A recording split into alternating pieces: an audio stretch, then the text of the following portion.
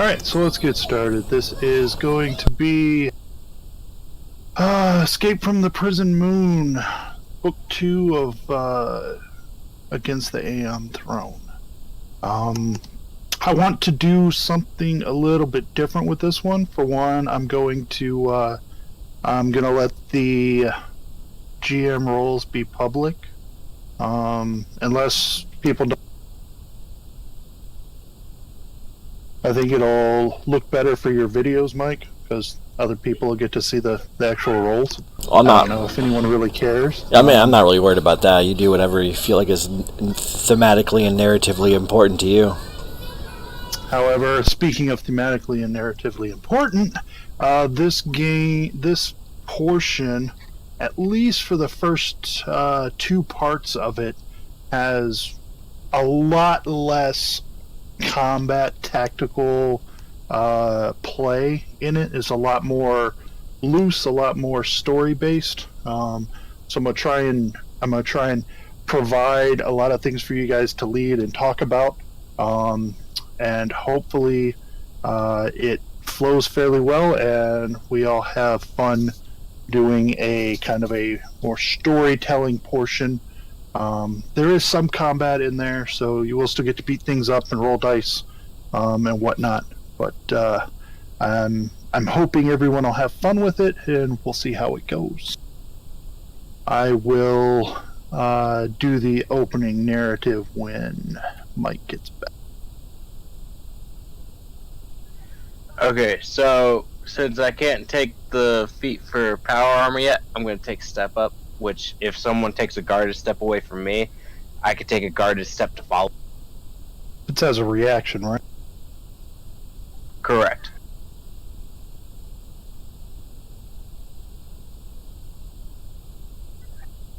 It just makes it to where they can't get away from me. Yeah, it's harder for them to escape. Also, realize that there are some other things that can use up your reaction, so you may not have it available if you've used it for specifically attacks of opportunity. Use your reaction. I'm sure there's some other things. Yeah, it'll come down to deciding what I want to use it for.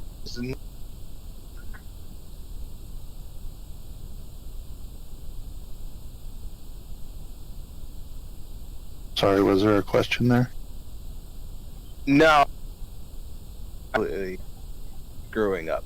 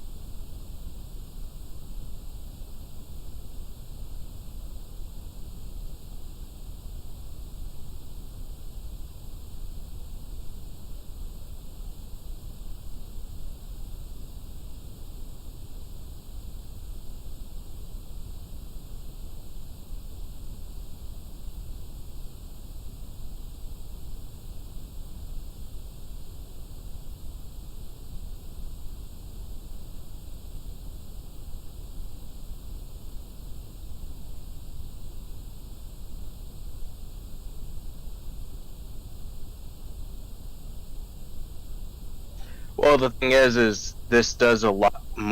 This does a lot more for me right now, because now with the trident, I reach out 10 feet instead of just 5. Oh yeah, does the trident have reach? The actual pike or what? Yep, has reach a stun that before turns.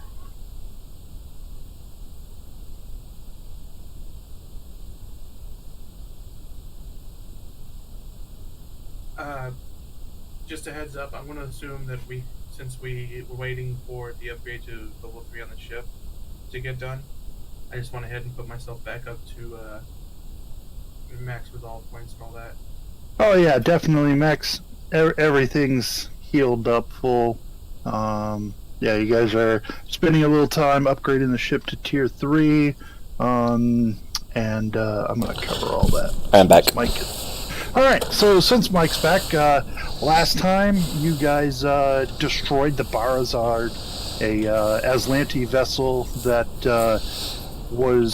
had returned to the planet after scouting out the system, Nakonda system. You managed to destroy it after a short battle in space, and then you returned to the planet's surface and scoured its wreckage after it self-destructed. You managed to find a transponder device as well as a salvageable Aeon torpedo system. It's almost like it went down without a fight, too, man. Jeez. And with that, you began doing some minor upgrades to your ship, possibly helping out the colonists get things back in order before you decide to leave. Yeah, help him. You know, if he's hurt, maybe he needs thing fixed. I pick up broken. Yeah, there's stuff that needs doing.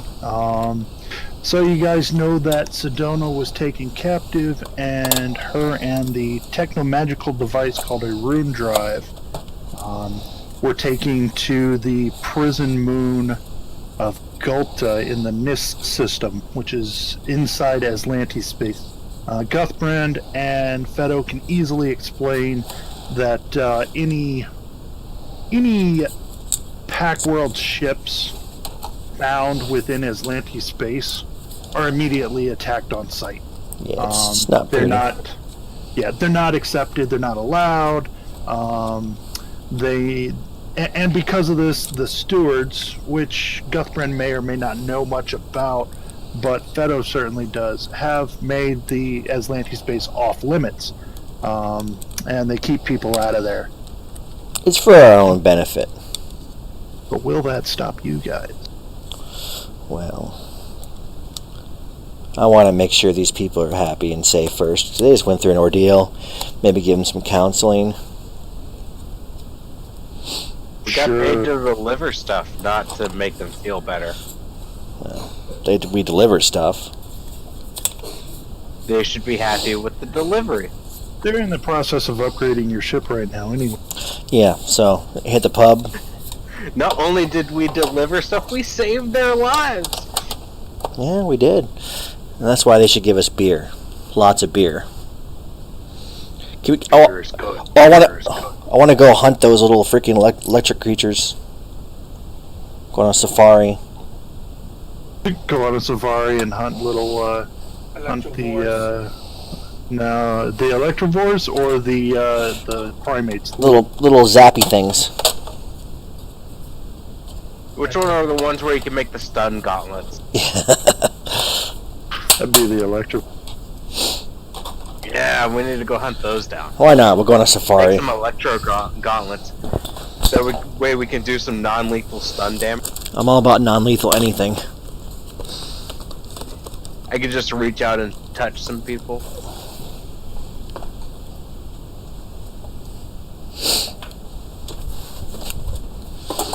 Wait, would it be considered unarmed strikes if I was using gauntlets?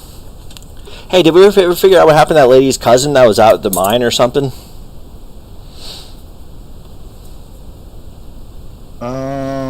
No, you never did because you never found the reports at the bossman's house. But he eventually informed her that her family was okay. Good news! We found out what happened to your family and they're okay.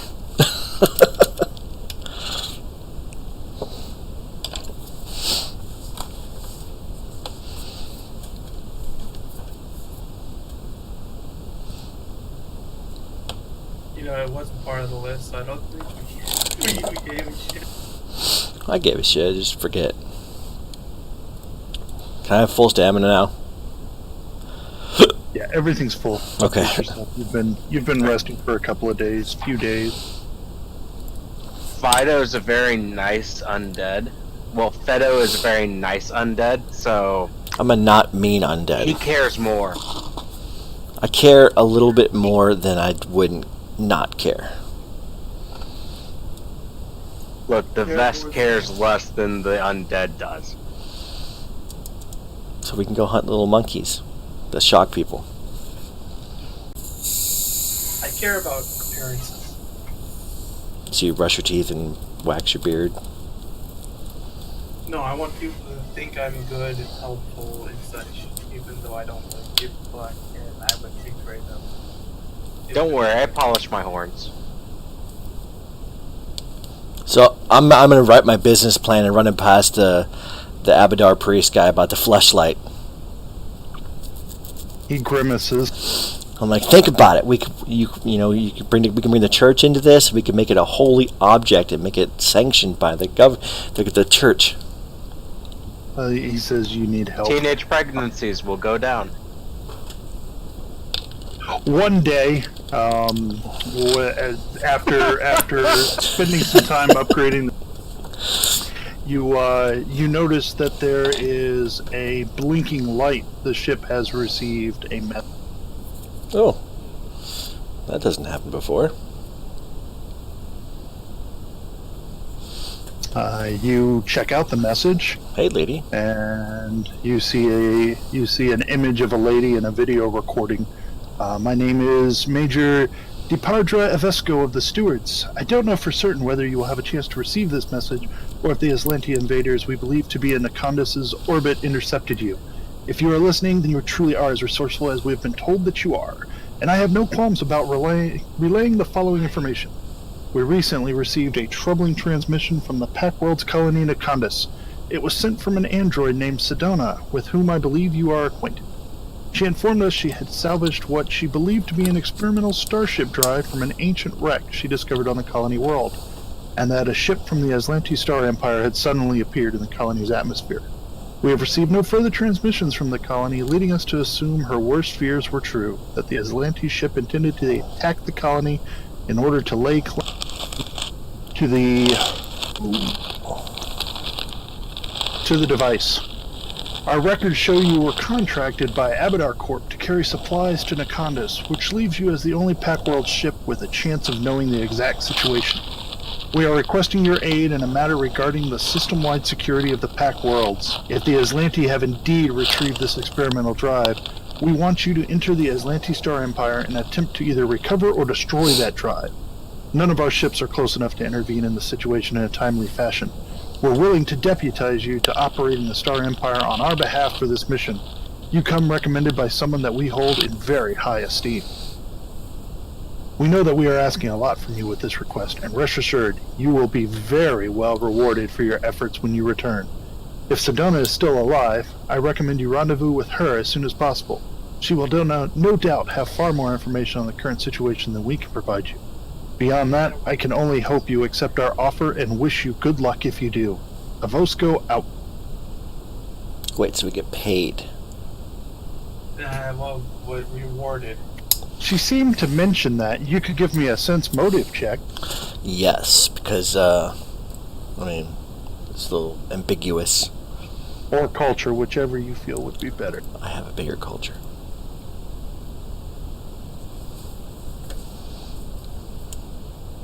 Well, there goes my 20 for the night. Fado, after viewing this message, you realize that, yes, the stewards want your help, but it's obvious that they're hoping to maintain some sort of plausible deniability in case something should go wrong. So we don't get cool stewards badges? No. You know that if they were to send a force into Atlantis space, it could spark off an interstellar war, while a small team of freelancers could be easily Nevertheless, they are also correct on the issue of timing.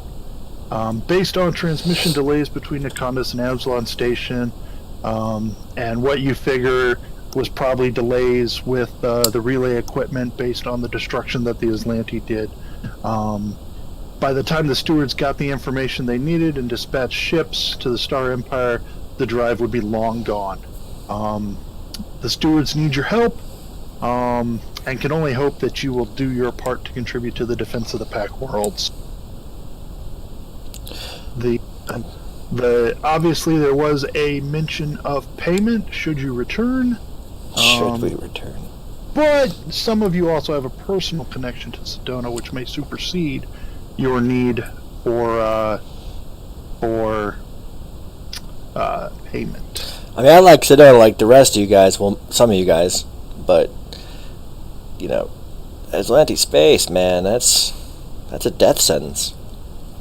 Attached to the end of the message was a file, which you can access if you so desire. Stop it, Greenwich. Sorry, I was trying to open something, and it's not opening. Yeah, you need to find the gear. Yeah, So I'm there's a clicking little- on the settings button, and it's not opening. That's the problem. Never mind. There we go. They can be finicky sometimes. I mean, what's so special about this stupid rune drive? I mean, we all have drift drive. Wouldn't that be more? The room drive doesn't require the drift, Yeah, I know, but the drift drive is pretty damn efficient.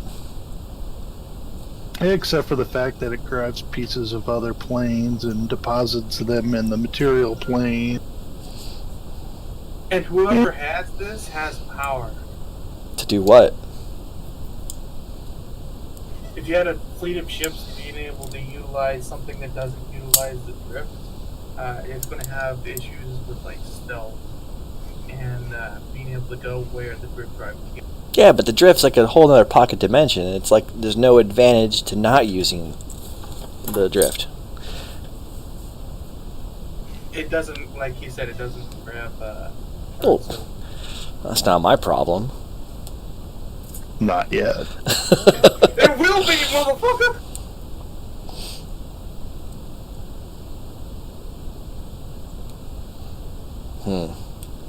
Well, I'm okay with rescuing Sedona because she's awesome. And she saved my butt a couple times too, so. I'm in. I want the drive. So. To the prison planet! Yeah, let's go I lift up to the prison. trident and go, Aqua Lizard, away! Yeah, let's go to a prison planet.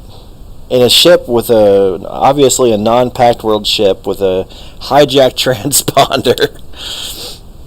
Alright, so Let's do this. keeping that in mind, you kind of make some modifications to your ship, and just before you depart, Madeline shows up. He's the guy that's in charge of the colony.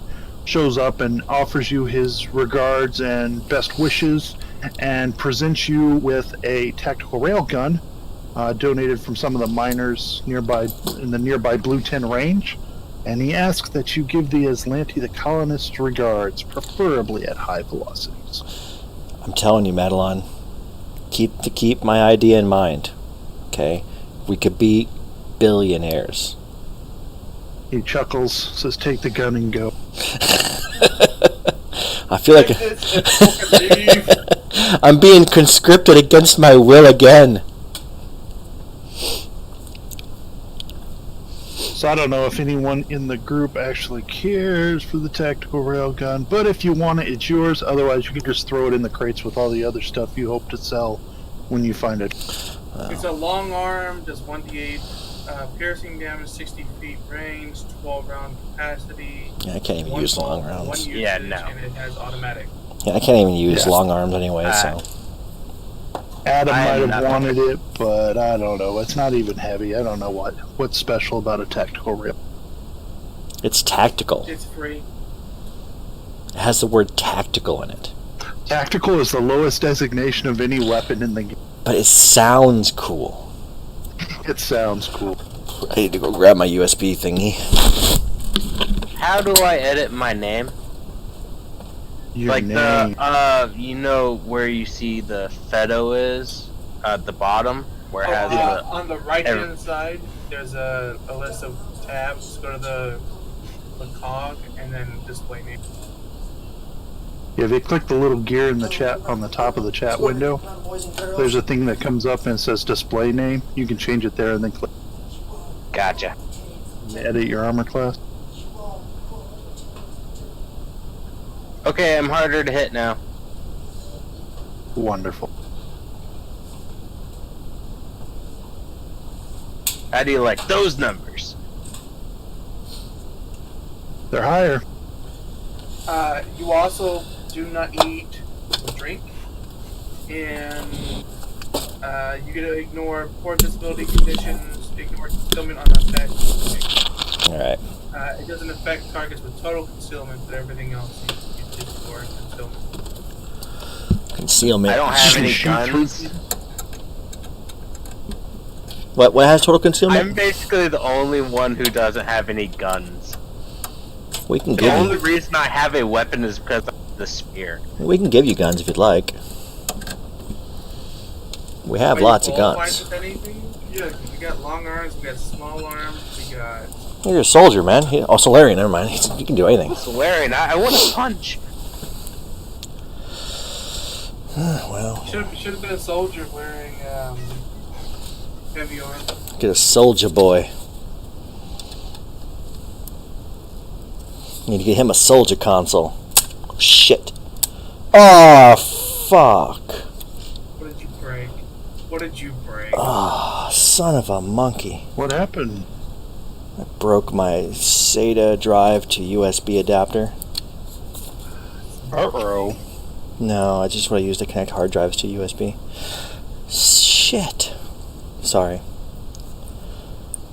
Well, that's unfortunate. I guess I have to order a new one.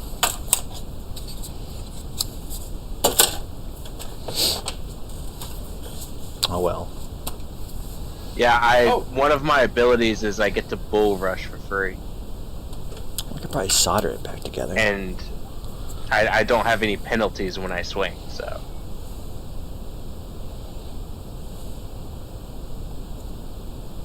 No, that's too much soldering.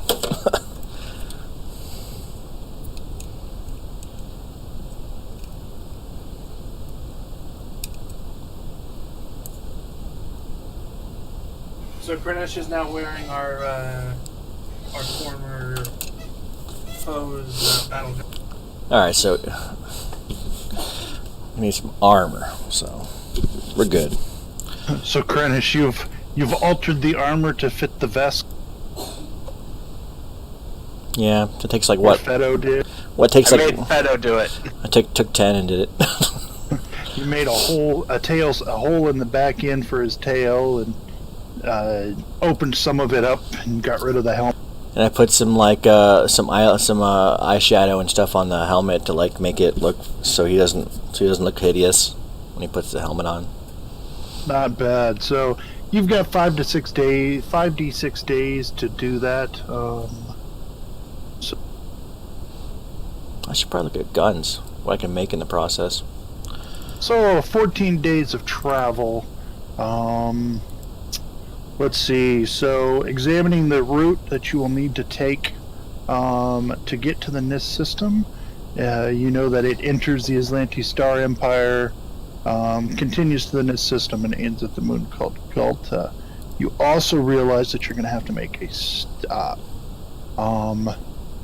So let's see. You have the flight plan, so that gives you a bonus to your piloting check to navigate and plot a course to the unfamiliar Aslanti Star Empire. So why don't you give me a piloting check real quick? Who's piloting? Whoever's programming the ship to fly. Okay, Guth's doing it. It ain't me. It's Cool. not really unfamiliar. Glad we're keeping you around. It's not unfamiliar for Guth, but you've got the flight plan. That makes things a little easier. Yeah, you're fine. So Cavitation. 14 days. Cavitation pistol.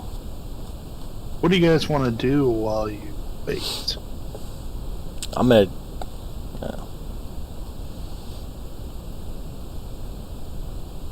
I think me and our friend your little goblin here are going to work on creating the items out of UPVs that we need. I don't know. Depends what we could do. So you're planning to convert all of the stuff you purchased into UPBs? Well, Basically I don't. Trashing. I don't know about that. I mean, did we get 10% of that in PvPs or UPVs or something, or? Yeah, but you can't try and you could straight convert things to UPBs and make them useless. Well, useless for what they're designed for now. And then you would have the UPBs as trading stuff. You know, a lot of places, a lot of space stations and colonies and things will trade UPBs at a 1-for-1 credit ratio. So we couldn't actually use them as UPBs? Well, you could use them if you wanted to make stuff too. Yeah. Okay. What's a sonic suppressor? Sounds like a cool gun. Not really.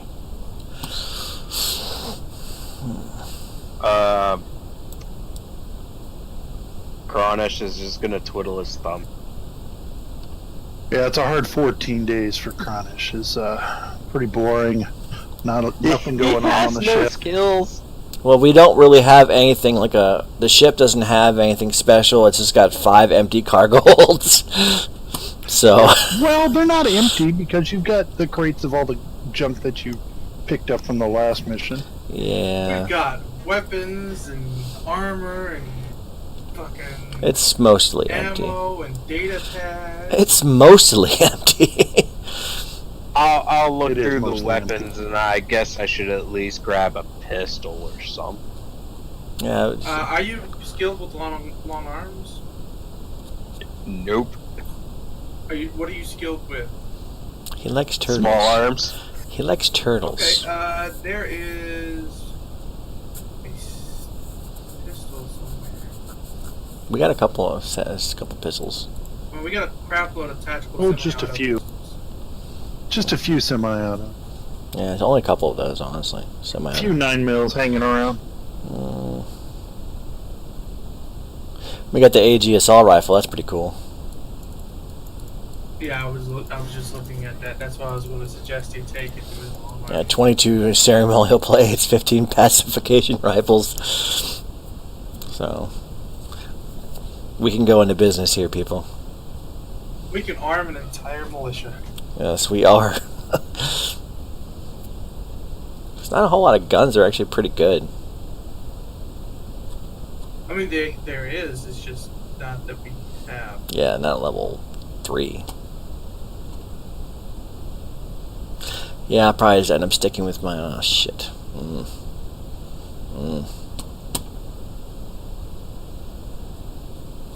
Nah.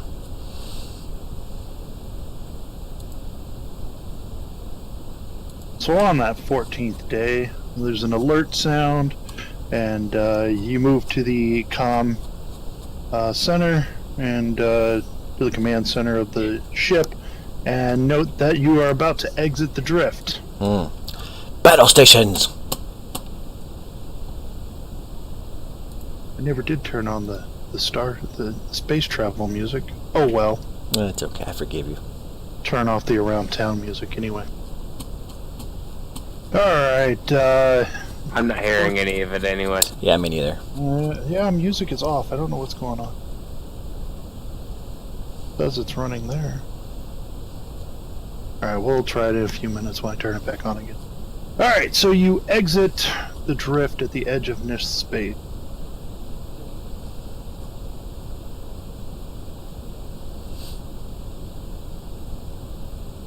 And, Guthbrin, you know, because it's, the Aslanti are a very military, militant, group, that there's standard procedures for Imperial fleet vessels returning to the Empire. Actually, I can make you make a profession smuggler's check to know that, but I think you probably would. And it give you a chance to use your smuggler You have profession. you have a smuggler skill? That is so cool, man. It's like straight up badass. So you're not surprised when an Aslanti patrol ship quickly approaches after you exit the drift. But as your stolen transponder beams out the correct handshake signal, the ship quickly turns away from you, and you are allowed to continue on your business. Hell yeah. And it's a good thing too, because the sovereign monitor that was patrolling the system would probably make short work of your ship as it. Hey, Guth, what is that ship? I will describe it as best as I can. So we could You take. describe the sovereign monitor as a long-range Imperial patrol. So what you're saying is we could totally take it. If you want to alert everybody here, Oh. Huh. It would absolutely alert the system of your presence and the issues. But we got that tier 4 jammer. Yeah, it's not going to covers work. 50 miles or something. That's great for a planet. It's not going to help you in outer space. Why wouldn't it? Line of sight, man. We got line of sight from here to like freaking Aslanti. Line of sight plus range. Okay. Touche. I'm just. Well, it was a good idea. So what's So we're I at. don't agree. It was a good idea. No. So we're in Guthra, Gulta. So like we're in the No, system. You are at the edge of Atlantis Star Empire and making your way towards the NIS system. Soon after the patrol ship continues on its route, you are hailed by another. Your view screen flickers to reveal a four-armed figure dressed in bright yellow robes with red accents and covered by a dark blue cloak. She gives you a slight bow with all four hands, making a gesture in front of her conical hat. You are greeted in Aslanti. Good hunting, Illustri. I hope your travels have proven fruitful to you in the Star Empire. Would you care to see some items from home after your long journey away? Why, that's interesting. The creature seems to realize something and then presses a button on her console. She suddenly folds her four hands together in front of herself, appearing far more enthusiastic and friendly, and continues in polished common. Why, hello, travelers. Welcome to the Aslanti Star Empire. I am called Seonsi. Would you be interested in buying a few goods for your continuing journey? I'm going to answer on bid and without others in the background, in this line.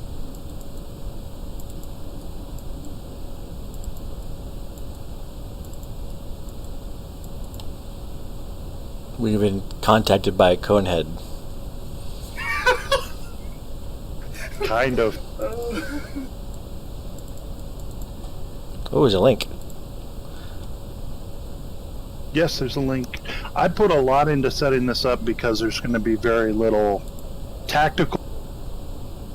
It didn't work though. That's because you haven't been shown that tab yet. But Oh. As Okay. she makes your wares available to you, she shows you. She transmits a list of inventory she has.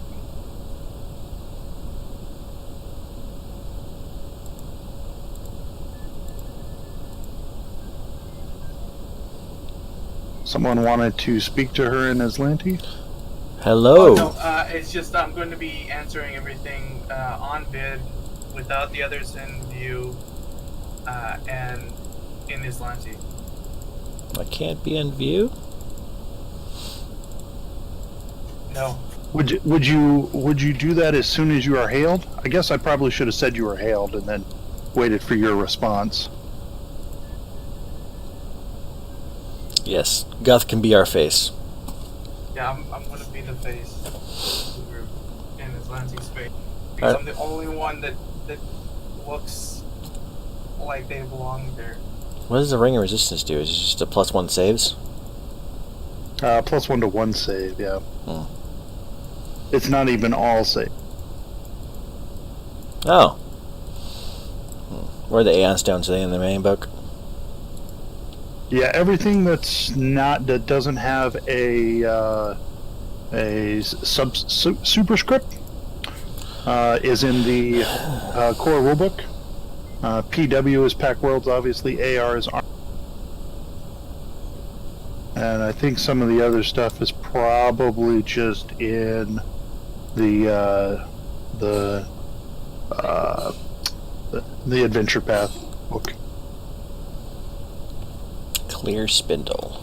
Oh, I don't need that. Yeah. Yeah.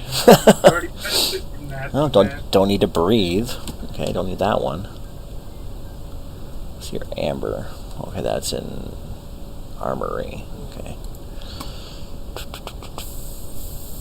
Magic items. Provided Guthbrand does what he says, she still greets you, and then she still realizes something and presses the button and changes her sentiments. Though her look is, while she's enthusiastic and friendly, she also appears curious. Yeah, I don't really need any of this. Guthbrand, you recognize the term illustri as it's a title given to Aslanti who are not necessarily nobles, so Aslanti that actually have to work. Oh, peasants. Right, but still higher than the second-class citizens that are non-human.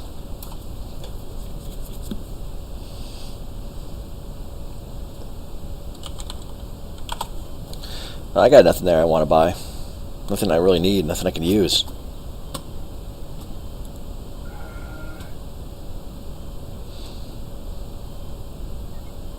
I was kind of hoping there would be a Solarian gem we could bargain. We can make those, dude. Okay. Which one do you want? We're level 3, so we can make up to level 3 stuff. Now I have to do research. No, it's also based on ranks and skills. Well, I got 3 ranks in engineering, I got 3 ranks in mysticism, so... Well, then you probably make... And I got 3 in 1, so I can help with the... Wait, there's no need to help, there's no roll. I got mysticism and I got engineering, so whatever you need, buddy.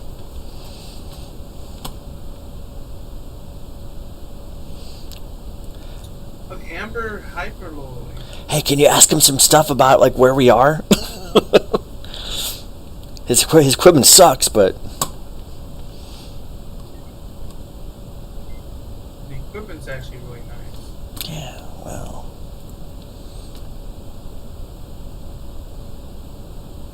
Don't you have to have the spell to, like, use the spell gem? They're not offering a spell gem? I don't recall. It's either you need to have the spell or it needs to be on your spell list, one of the two. The level for the Solarian gems start at... No, the armory has the new ones. Pact World does too, doesn't it? I don't think Pack World has any, but I'll have to find an armory book. Let me look. I'm opening it right now. Had to download it again. I want that Verdant Bulbous Stone. For spell gems, the spell must be on your list and you must be a caster. For spell ampules, they are injectable magic, much like the spell is condensed into a liquid form and prepared for injection into a creature. So spell amps are your potions. Yeah, and spell chips, I have to, like, it's different. So, I want to put that data jack in my head. It sounds like a dangerous procedure to do by yourself. Well, I'm undead, so I'm not worried about it. The Vesk will help you with his giant hands and claws. I can also assist. the medicine check, right? Don't worry, I'll tickle your brain. So Seonsi says, if there's nothing else you do not desire to trade, then I shall be on my way. Oh, we needed, while we were waiting those 14 days, Beto could have identified that magic amulet. Absolutely. We are wanting to trade. It's just I'm looking over, like, how much I have, how much we have, the costs. Which was kind of a, hey, we now have the ability to do this type of thing. So. This was a surprise. You must give us time. Please, take your time. Well, I want to talk to the guy. Well, God's preventing that from happening right now. I know. What a dick.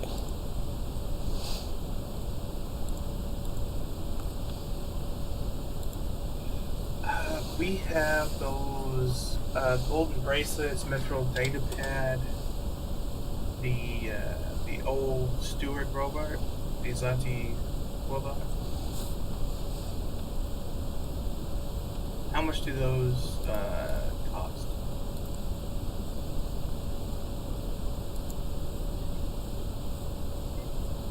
The various valuable trinkets are not much more than trinkets to...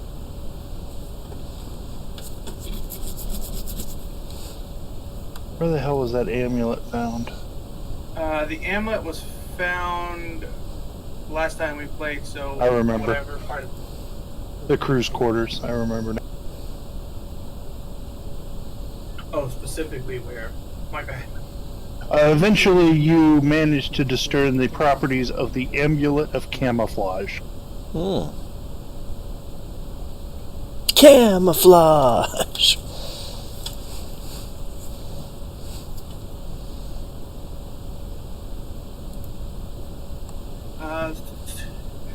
Single pattern of your later armor. Posing, one in the background. One in an environment within maximum distance at which perception checks can be attempted. Rolls to see you at that range. Other creatures can attempt and roll twice and keep the lower result.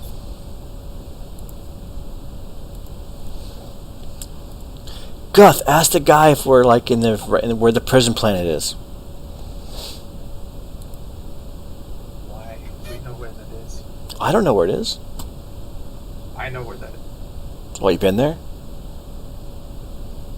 No, it's one of the places I try to avoid.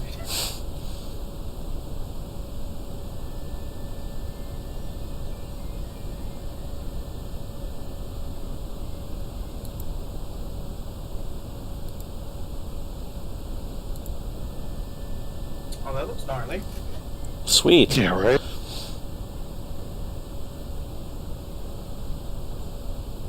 Nice. Looks like Play-Doh's underneath his thing.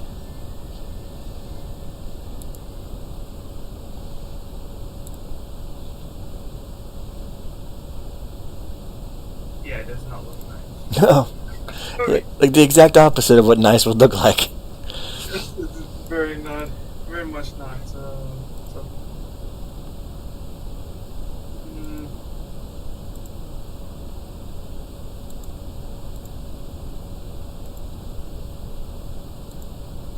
Yeah, I guess we're not going to grab any. Okay, I'm starting to get pissed. Where are the freaking crystals? Oh yeah, slowing weapon crystals. They're on freaking Packed Worlds. On. Because there's nothing here really that we want. I mean, that we can afford. Or not. Like some of it would be nice. Like I'd like that verdant bulbous stone. Can't afford that. Because things only sell for 10%.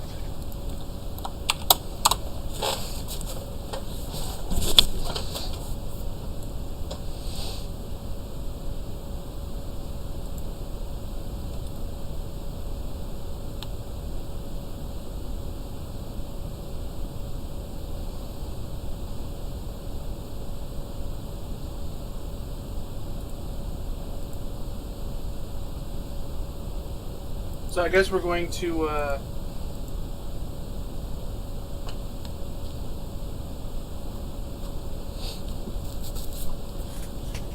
Yes. We're going to be. I'm going to be nice and go ahead and let Beto speak to them. Well, thank you. Oh, I knew it. I knew it. Wait. Hello, friend. I'm gonna say in Aslanti. A bit of a, what do they call that?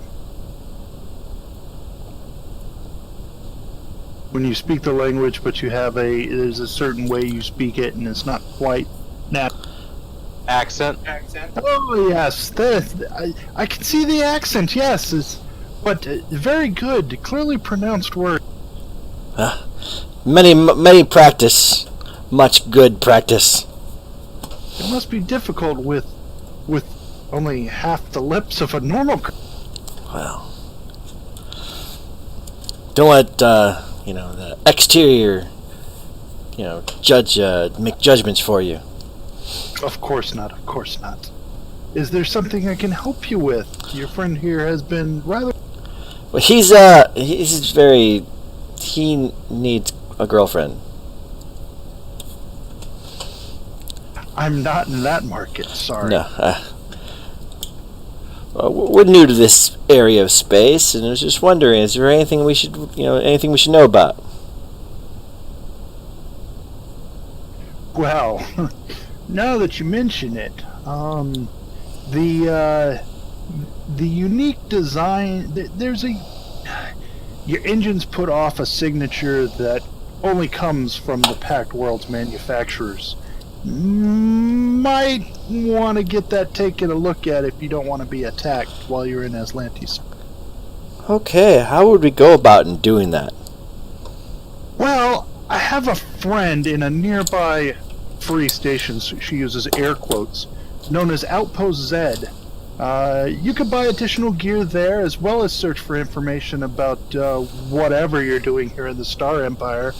We're just simple merchants trying to make a living. Oh, of course. Aren't we all? I know a technician in the outpost named Talmarin. Specializes in modifying ships. You could likely offer, and he could offer infiltration advice. Why would she be offering you infiltration advice? You haven't mentioned anything. I don't know what you're talking about, sir. We're just simple merchants. With my lip. Well, anyway, he specializes in modifying ships.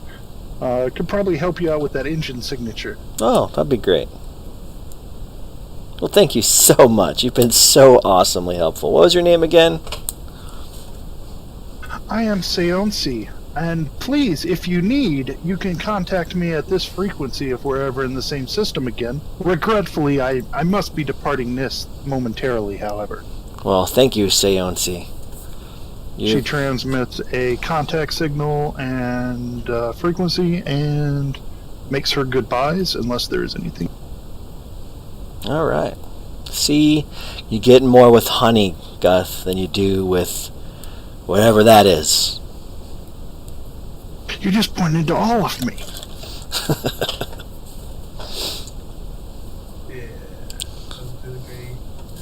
I guess we should probably make that level 1. You want the little thingy? Well, I mean, you can't make a level 4, can you? No, I can't.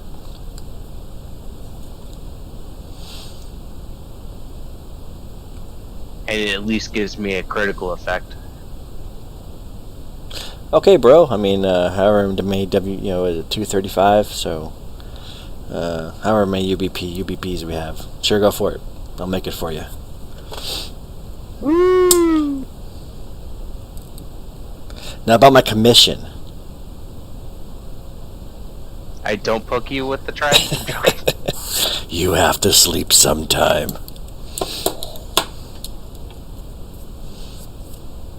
How did crafting work again? I'm a tank. You just take time. It doesn't require a roll at all in Starfighter. It's just if I have the ranks, I believe. Yeah, you have to have the ranks per level. I'm basically using a 3D printer to do it.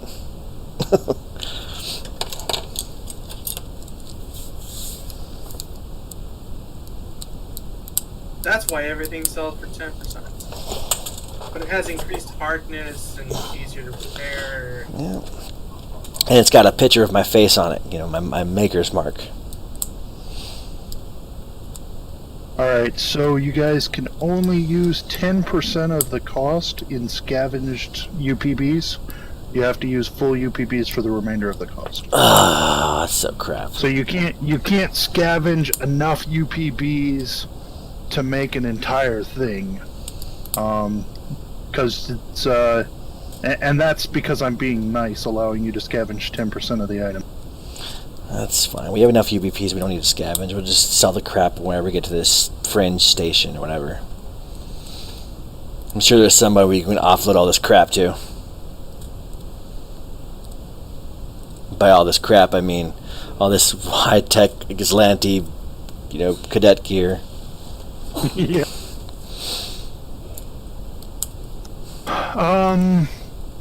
Guthbrand, give me a profession smuggler check.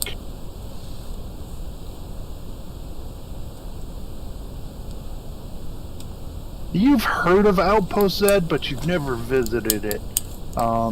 You get the coordinates. You got the coordinates from Seonsi, and it's easy to direct your ship. And you guys soon arrive at Outpost Z, an old mining station of sorts. You gain clearance and dock your ship.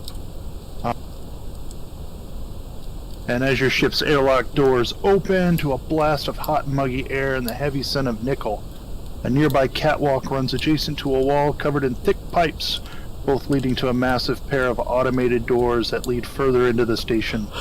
Beings of all shapes and sizes move along other catwalks from their own vessels towards the entrance, conversing with each other in unfamiliar tongues. The sounds of scrambling feet and other curious voices seem to echo from within the pipe. Wow, this place is awesome. Hey, Goth, I have something I want to talk to you about that we didn't get to talk about, you know, when we were getting shot at back on the planet. Okay. When that lieutenant lady said that you were a traitor, what did she mean? I don't follow exact rules that they do. Oh. Okay. You're not gonna, like, stab me in the back or anything, are you? No. Okay. I believe you. 'Cause stab me in the back won't do anything. Just saying. I'm dead. Yeah, you gotta smash his head. Well, I'm more of a gun person anyway. I'm quite undead, so... You gotta use a big caliber weapon to just remove the head all at one time. If you really want to get me, what you have to use is all non-lethal weapons, because they hurt me the most. I'm gonna inject him full of healing serum. I wouldn't do anything. You're It undead. just doesn't do anything. Healing serums don't affect the undead. Darn. Should I get a revival stone or something? I don't think it'd work either.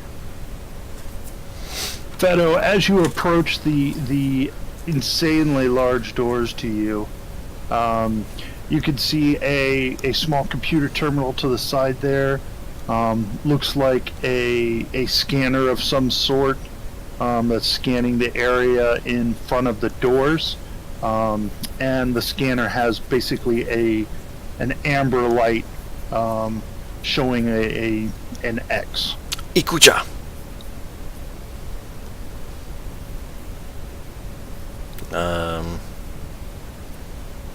I'm gonna push the X. You reach out to push it, and as Guthbrand approaches behind you, it turns to a green circle, and you hear gears begin grinding as the doors slowly open. Let me guess. Bunch of racist bastards won't open up for a goblin. Something like that. No races other than Atlanteans. Well, I got the Aslanti helmet. Does that count? No. Oh, which is This is a bit more sophisticated. so we need to see to grab somebody's head or something.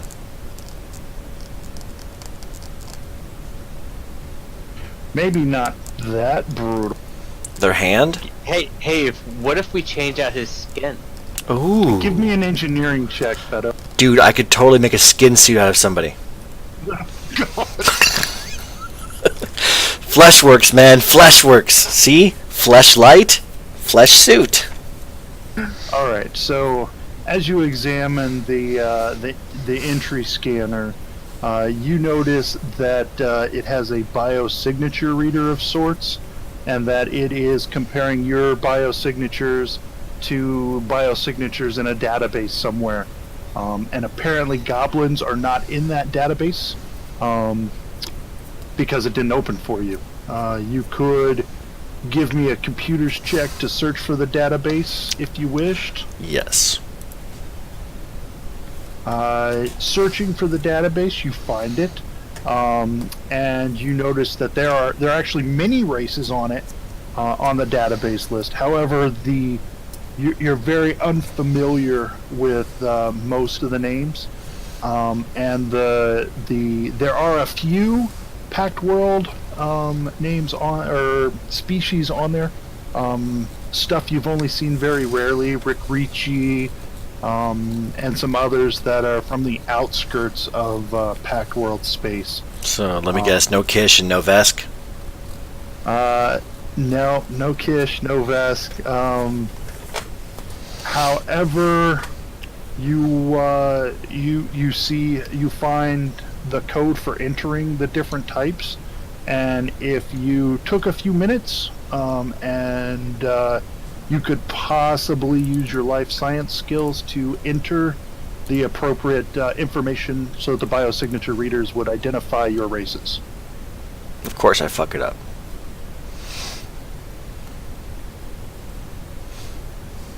Well, you make some entries, and you enter Goblin and Vesk and Kish, and is there any other ones? I want to put in, yes, What's the is the other guy, is Ashley Kish or is he something? Yeah, he's Kish. Kish. Let's just fill it with random stuff like the Hobgars. The Crap, the little worms. The little fluffy guys. Oh, Skittermanders, yes. Gotta put Skittermanders in here. Electrovores and synapses worms? Yes, we're gonna put like everything in there. I'm just gonna brute force it. Just take my entire take my entire Grey's Anatomy freaking textbook from the Pact World just jammed in there. Spend a little bit of excessive time standing by the door. Guthman, you don't see anything violent. I mean, there's plenty of people coming.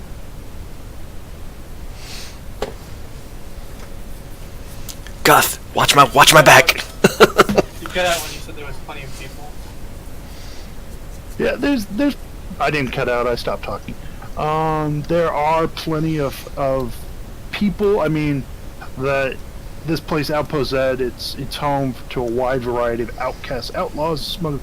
You'll never find a hive of villainy and scum like it. But the common. Well, you've never been to this one in particular. The common Pack World races are entirely absent. Like I said, Rick Ricci's are pretty much one of the few that these guys noticed. Although, Guthburn, you recognize many of the common races. I want to find a cuttlefish guy. Of the Aslanti space. There's like 17 of them, right? 17 official ones.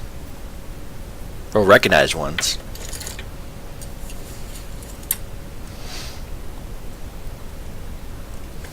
So, like I said,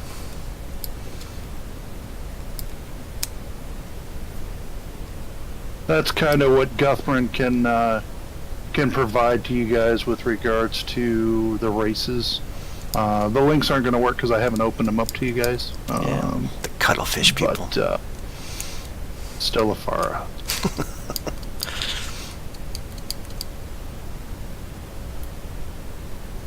So, Fedo, you get done entering a bunch of gobbledygook into the computer.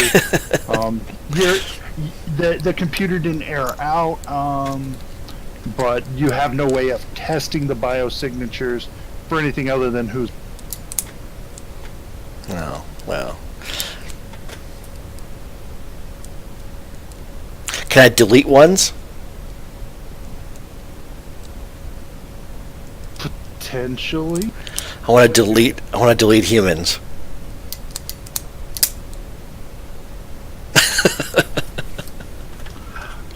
Give me a computer's check.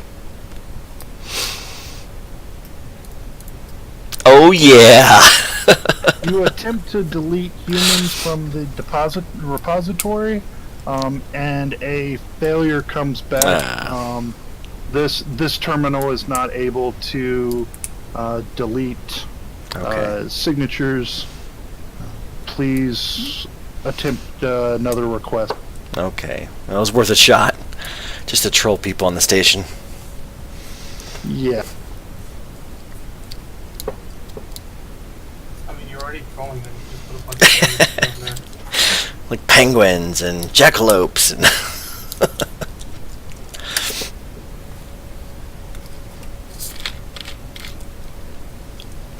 Opening the doors, you see that many beings bustle through a large portion of the station.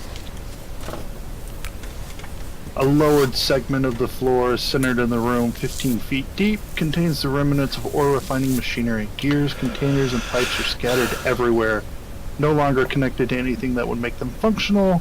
Large doors exit to the west, and a trio of short corridors lead to east. Okay, so let's find this Tamarin guy. We must save Sedona. We need to hurry. We need to save Sedona, so we need to go to Arizona and take care of it. So these pipes lead to all kinds of cool places. Where are they small? Like I could fit in them? You do notice that there are actually quite a few pipes in the... there seems to be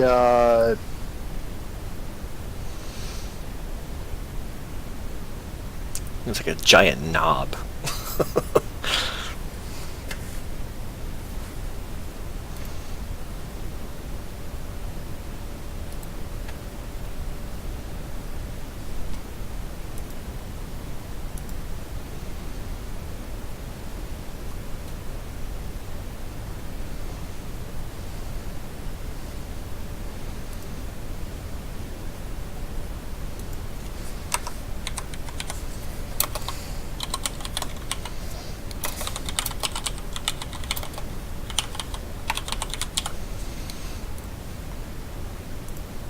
I'm just trying to find where it actually talks about the Is that what? piping and stuff. Yeah, because I saw those pipes on the picture you showed us. Like this, like that orange-looking thing. Is that a pipe? Or road? Or Well, the pictures are very... They're to give you a feel of what's going on. Most of them are just Google Graph. Okay.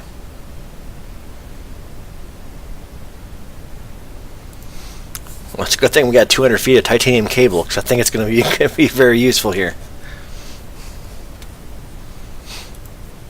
Hey, does the motion detection pad work here? It's basically just continually going off. There's so many people around. Okay. So it's not useful.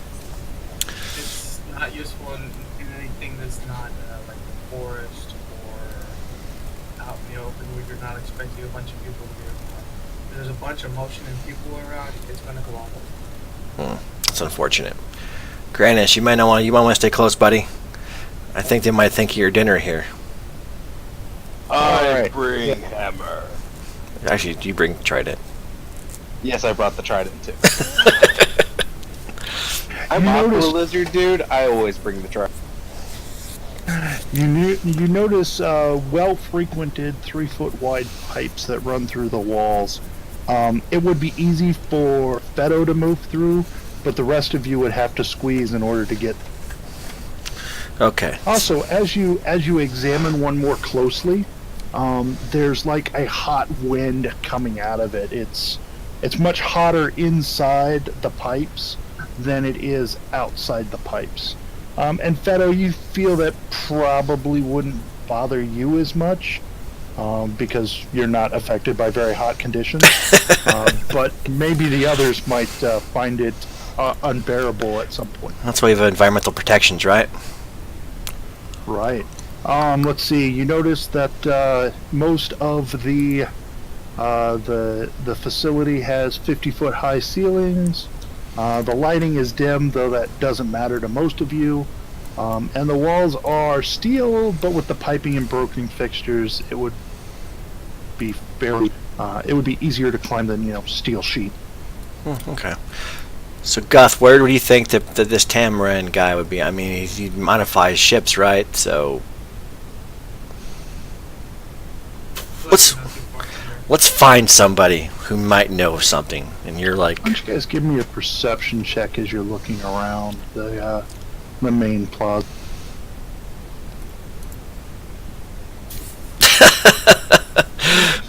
it's just so amazing here. It's like.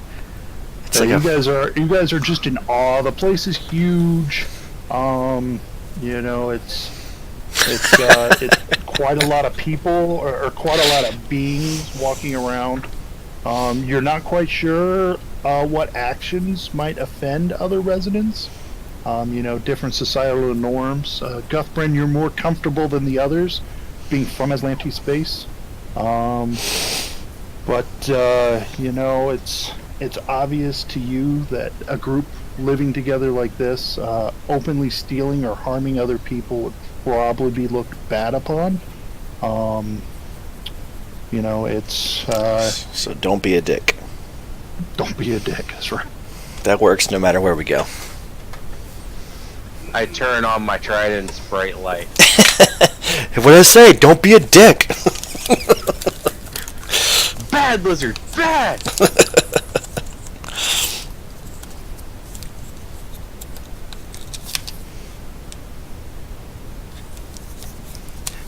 I just thought I could use it as an SOS symbol.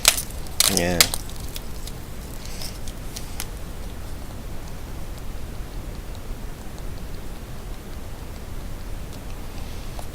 So yeah, there's these corridors to the east.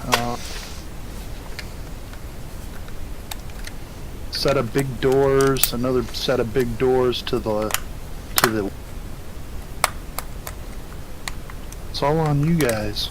I don't even know. The lizard's taking off. I'm in awe. This place is amazing. I could have a whole tribe of goblins here. As you guys make your way over to the corridor with the rail, you notice metal tracks worn smooth by constant foot traffic lead to a heavy metal door that has been propped open in the. Is there like I guess it should be open then. I look at the trackers like, do we need to move? Don't stand on. Is it like they're housing here, or? You haven't seen. I mean, this is a promenade of sorts. I mean, it's a big open area. There's a lot more station available. This just seems to be where the highest concentration of people live.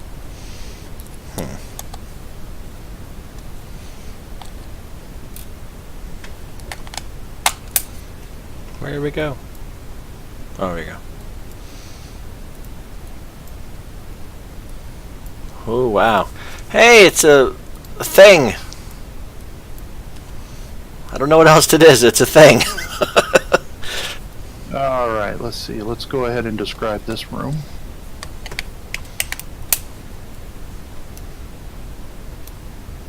Oh, what was once a smelting factory has been converted into a bustling marketplace. Unlit furnaces and overturned mine carts serve as various storefronts. The walls are decorated with bits of metal cans, worn ropes, broken weapons, hanging among exposed pipes. A set of tracks emerges from the door where you came in and exits through another door in the west.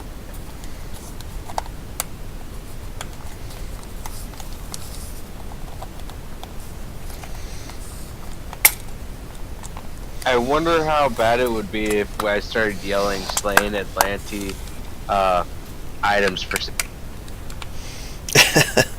Let's not Who's do that. wondering that? You're fairly certain that being in Aslanti space, others would probably shy away from you so as not to be counted as involved. Okay, so don't walk down the promenade yelling that. Gotcha. Yes. Yeah, Guth gives you the heads up that in Aslanti space, the Aslanti rule. So don't be a dick.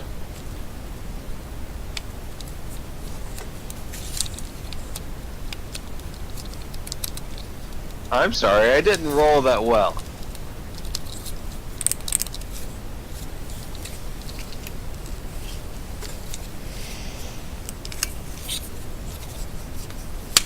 Krennish, as you're walking around, before you move over there, this big blue guy comes up to visit.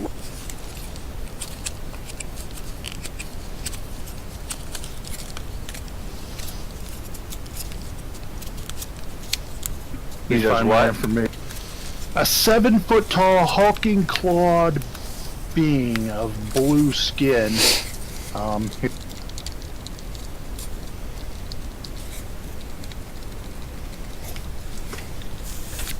He wanders. You see him wander out of the crowds in the marketplace, and he approaches you, Krennish, as another large, unusual creature.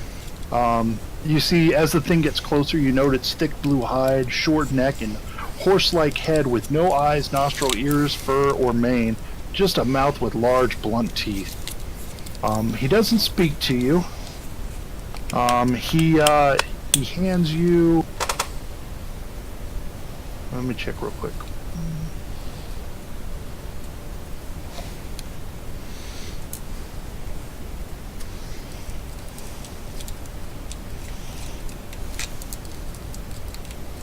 He offers you a ring.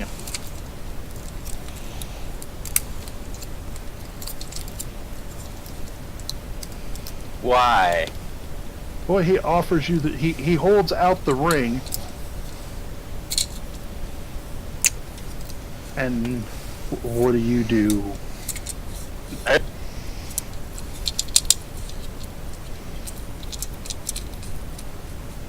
What are you holding on to right now? I have my. I have the trident. That's about it.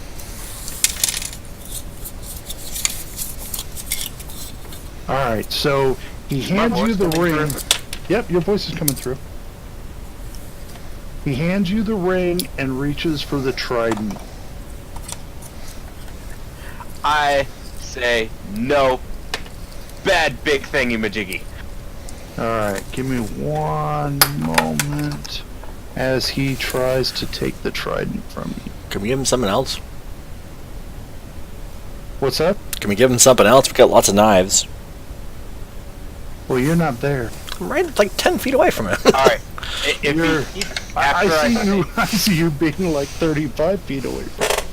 Okay, if he keeps going, reaching for it after I said no, I'm gonna hit him with He doesn't solar weapon. understand you. Okay, He I'll doesn't move seem it to away. Hold on a second, alright? He's actually making a grab for it. I'm just trying to find the stat I need to make the roll.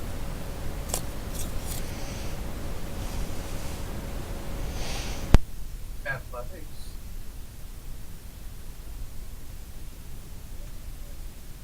Well, it's Slide it again. it's a disarmed combat maneuver. Oh, So I just need to roll his base attack. I just needed to know what his bonus was again.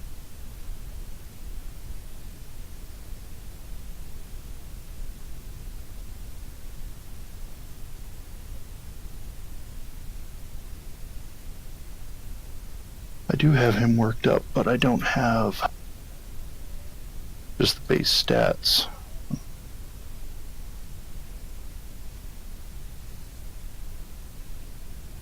So I assume a 12 does not beat your CMB. Nah, mine's 27. Yeah, so you managed to pull the weapon away from him before he can grab it. I hand him back the ring and walk away. He has. I don't see any ears, right? So he's not gonna understand me. So I've got no clue how to talk to this guy. And my intelligence is 10, so I'm not smart enough.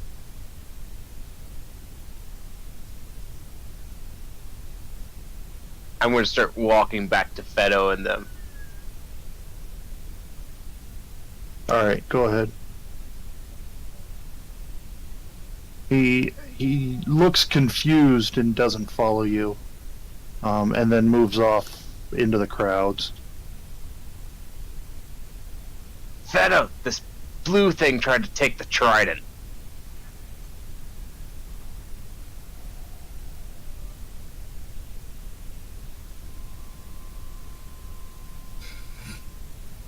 And while you guys see the tokens I have on the board, on the table there are many other vendors offering up wares, selling most of the basic items. Basically, anything in the core rulebook, item level 3 and lower, can be bought.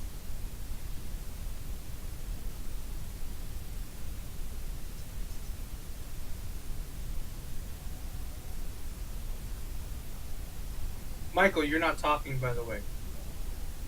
Oh, yeah, I had it on mute. My bad. I'm gonna roll up to this. I'm gonna roll up to this squirrely looking dude. Yeah, this guy has he's got eyes that are almost bulging out of his head, and he's wearing a poncho-like garment in silver color. Hey, how you doing? Name's Fedo. I'm gonna say it in Aslanti. Oh, hi. He speaks back to you in his Aslanti. Would you like to buy something? Yeah, let me take a look and see what you got. He points his hands to his wares arrayed on a table in front of him. Smoke grenades, huh?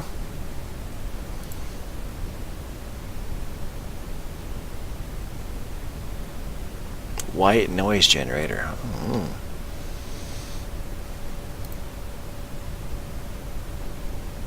You can see that he has, let's see,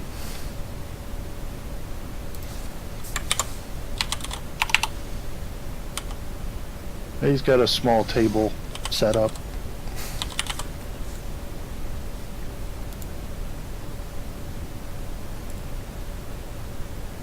Zipstick. Administer a small jolt of electricity. Ever seen a Scripto lighter? No. That's what I think of when they say Zipstick. It's basically a what is it? It's an electric gas lighter. So it makes you push down the little lighter button and it releases the fuel, but it also lets out. It has a little electronic spark generator, basically. We used to activate or deactivate ionic bond technology, such as ionic tape. Yep. Okay, cool. I got ion tape, smoke grenades. So what you're seeing in the price list there is what he's asking for the item, and in parentheses, what you would normally pay for such an item. Yeah, seems like a pretty stiff price here, man. Inflation. It's hard to make a living here. I understand. Here, let me go ahead and let me buy one of those smoke grenades from you. Sure. He reaches out his little paw and waits for your credit. Swipe the credit card. Shink. He gives you a smoke grenade. Hey, I got a question, man. 60 credit. Yeah. I got a question. A friend of mine told me to find some guy named Tamaral here. The Gospel? Are you trying to get me killed? Is that what you want? Get me killed? What do you think you're asking? I won't go anywhere near her. You won't. You won't have me around for the tapping tap tap. And she comes out. He taps the side of the furnace when he says all this, yeah, it's pretty crazy. Hey, I have no idea who this person is. I just was told to find Tamaral. Well, she's not here.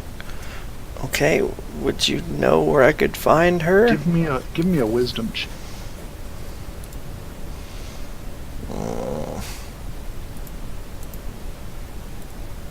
You're pretty sure that this creature has, if not met her, heard many tales about her, and the tapping that the creature was doing is actually a pattern used to signal Talmarin that you wish to contact her. Oh, okay. Well, yeah. Give me a sense motive or perception check as well. Shit.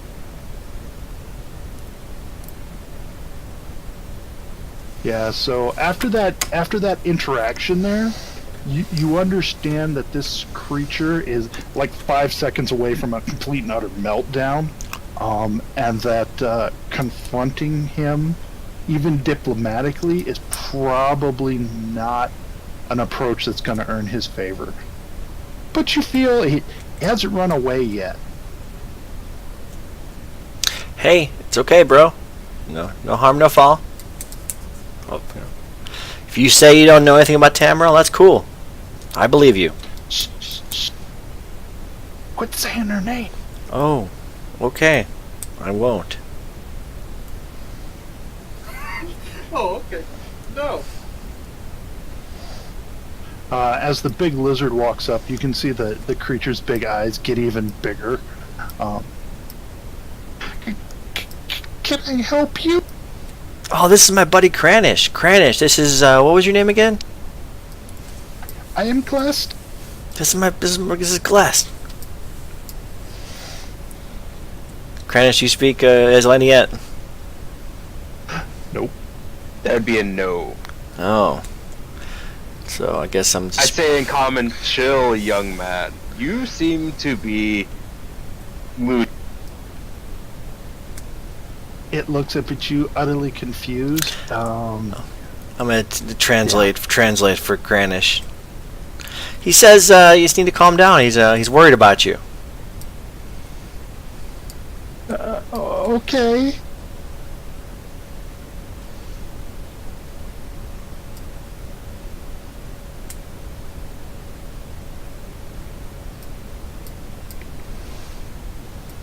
Okay, so should we keep looking? I guess this guy is about ready to poop himself. So I bet if I sneeze wrong, it might scare the crap out of him. he might literally poop or have a heart attack.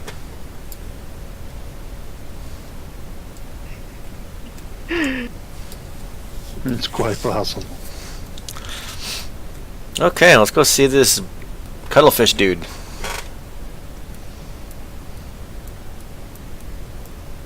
I'm just gonna stay near you in case something goes down. Yeah, I got my back. Except for like last week, you didn't. Hey, it's not my fault. Blame last This week. tiny pink squid-like creature floats in a large orb of water next to an upended minecart, upon which various merchant wares have been arranged. The creature points at these goods with liquid tentacles that extrude from its globe of water as you approach. Additionally, you see little holographic indications swirling above each item, denoting the price. Photon crystal, huh?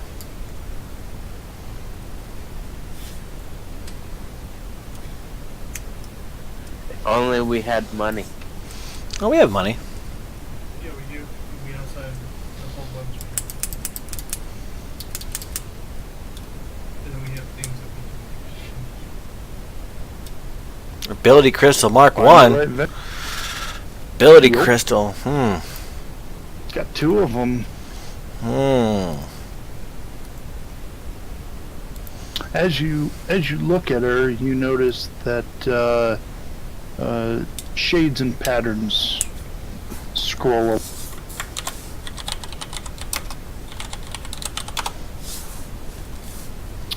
You can give me a perception or life science check. Ooh, life science I can do. That's the skill I have. Anyone who's near the table can do it. God damn it. Ganesh.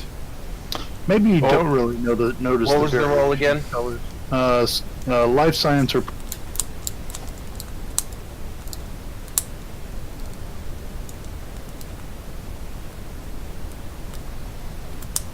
Krennish, you notice the colors of the creature's skin continually shifting in color and pattern. It's very Pretty. Well, I'm most certainly interested in an ability crystal.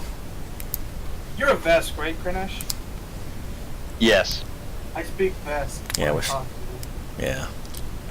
I kind of assumed that. Because Vesk is a good language. It's very Klingon. Combat strong.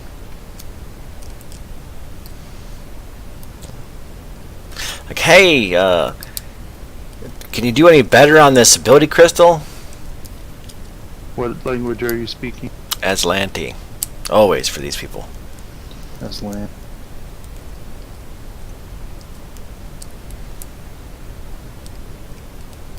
The creature. You notice that the water orb kind of changes shape into like the X on the on the biosignature. Well, I guess that's a no. But it's an obvious indication that the creature understands what you're saying. I appreciate this. You're willing to communicate with me. Okay. Do you take trade? The bubble shifts again, and you see there's kind of some indents. It's hard to see, but it looks like there's 2 pockets formed on the top and a wide channel in almost a wide open U shape on reminiscent of perhaps a smiley face. Okay. I'm going to show him a data pad with fire cargo hold inventory. Including the 22 pairs of, like, troop ceremonial plate and stuff. What language is the data pad in? Translated to Aslanti, I guess. The X forms again. And it's military grade. No. It's not just military grade harder. There's also the golden bracelets, the mithril data pad. Yeah, see? Styli, corpses of the None of weird those things creatures seem too. to interest it. Okay. And then the magic amulet, which I forget what you said it was. I didn't mark it. Camouflage. Camouflage. Okay, that's understandable. Military hardware, but this is not military hardware. Some of this is his personal defense hardware. Only dropped once. Only dropped once by the creatures. Some that of it was only hammered twice. And I guarantee you some of them are in unfired condition. But I can The understand. android is not in decent condition, though. Yeah. I tell you what, Miss person. Don't want to assume your gender. The creature. So as she's communicating with Oh. you, she's changing the interior of her bubble to show images and whatnot. And she indicates that UPBs are a effective form of currency among the merchants. Okay. Well, We got 4 people and only 2 freaking. Well, I can build it on this thing, so I mean it's not like that big a deal.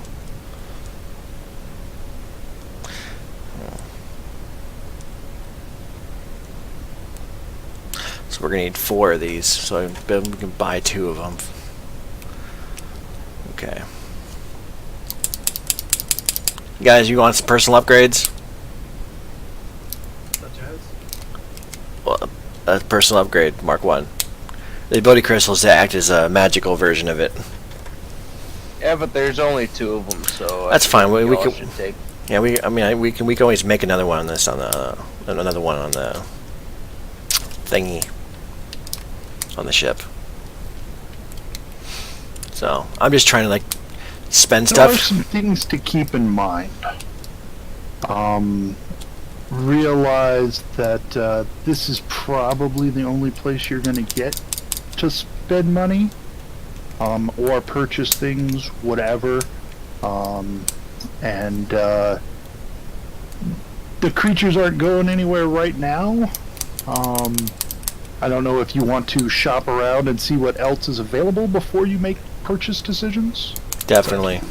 So we need to find somebody who like I'm like, hey, do you know anybody that would buy this air quotes military hardware? She makes a shape of a round, kind of furry ball thing, and then it kind of splits itself in half, and it's just full of, and then an arrow that points across the Like, okay, so that where the little mouth thing is? Okay. yeah. I'm like, thank you, bubble person. You've been very helpful. By the way, I'm looking for. I mean, I'm gonna go a little closer to the bubble, but like, I'm looking for Tamaral. Do you know where I would find her? Actually, the creature forms creates a what appears to be a crude map of the promenade, and all of a sudden you see an arrow-shaped form, and it starts zipping through tunnels, and finally ends up in a nondescript chamber. The creature turns a bronze color and then taps out a rapid pattern with a tendril on the minecart, similar to what you noticed with glass. Give me an intelligence or survival check. Oh, survival. That's my skill. Is it just him, or can I do this? You could do the same, having seen the images and everything. I like this fish thing. Okay, it was survival and what else? Intelligence.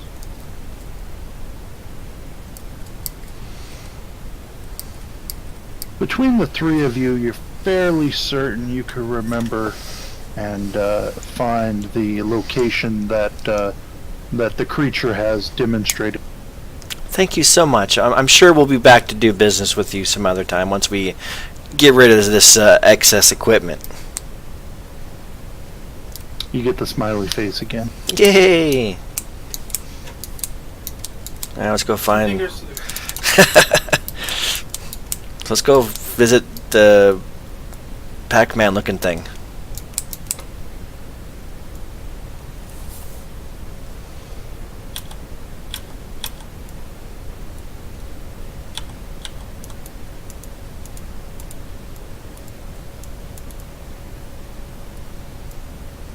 This stout, dark-furred being has large eyes and 4 hand-like appendages. It sits nearby a blanket laden with items in the corner of the chamber, grunting and howling at passerby and showing very sharp teeth in its mouth.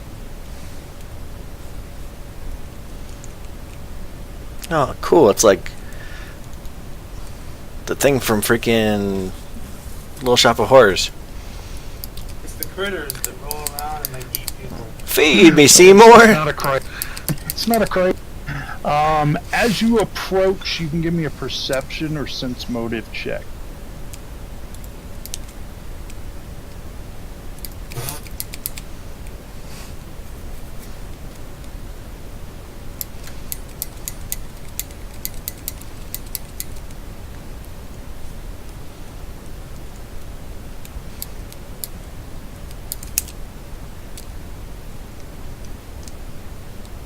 Kernish, are you going with that? Oh, sorry, I was reading. Perception or sense motive check. All right. We don't know this shit. That's We right. ain't found So shit. as you approach, the creature begins snarling and screaming at you in a threatening manner, Fedo.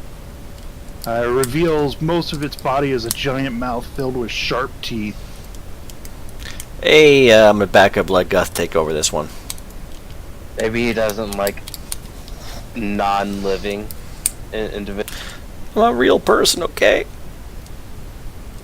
So You're a real personality. Who made you a crystal? Who's your daddy? No. who is it? What does he I'm your do? tank. That's my benefit to you. Alright, Guth, There you're you up. go. I'm here to take the beating. It's like, Guth, we got like all these Imperial pacification rifles and shit to talk, so we'll see if we can get this guy to give. So it's basically gonna be like greetings and salutations. I'm gonna show him the data pad with the equipment and see if he's in. Give me a. I'll let you do a culture check because you're from this area of.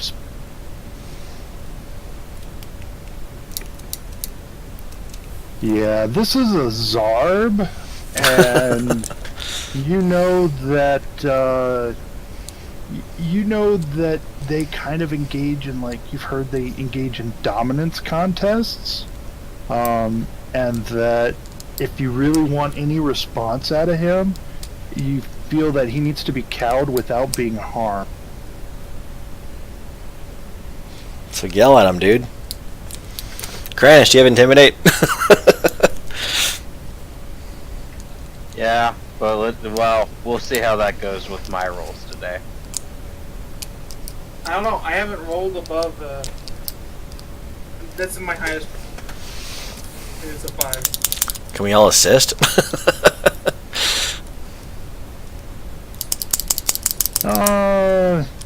You think that, yeah, you try to growl, you try to yell at him, Krennish. It doesn't really do the trick.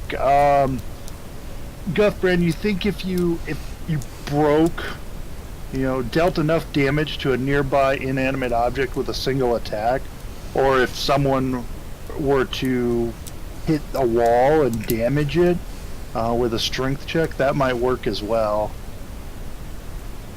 I will relay invest to finish. Smack the wall, dude. So can I actually just pull out the solar weapon and smash it, or is it just strength check for me to Yeah. punch? Well, if you want to attack an inanimate object and try and break something, you could use a weapon. If you want to try and dent the nearby wall, it's a strength check. Are we looking But you could say you could use the weapon to dent the wall, but it's still just a strength check. You're Okay, sure- we're gonna use the weapon to do it, but we'll. Hey! Yeah, as you smash the solar weapon into the wall, leaving a huge dent, the Zarb closes his mouth. It's kind of like one of those. His mouth. He's yelling and screaming at you guys, and then his mouth kind of stops moving. His jaw is still hanging open, but it's more like his jaw has dropped, and he kind of he seems a lot more compliant and a lot more ready to negotiate. And Feed me, Seymour. as you may have noticed, he specializes in selling armor, ammunitions, and weapons.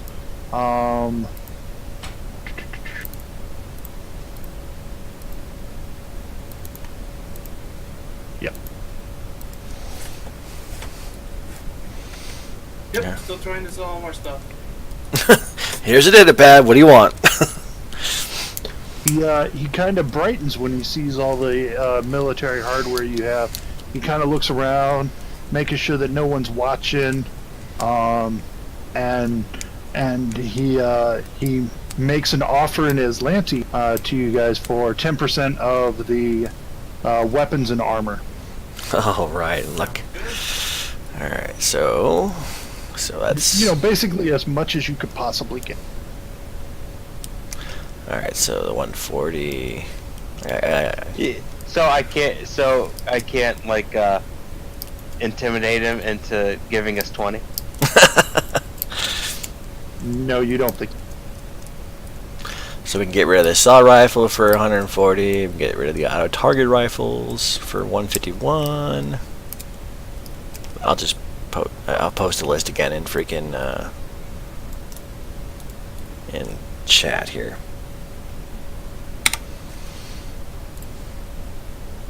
Oh, he doesn't actually speak. He replies in sign language, in what appears to be a form of sign.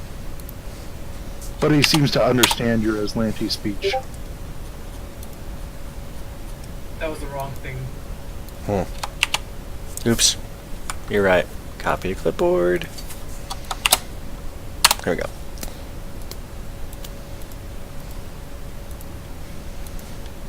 Because I'm pretty sure you're tracking the loot, aren't you, Zach?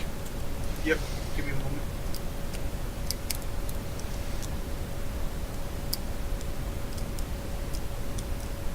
I just wanted to play around with the spreadsheet over the last week, so.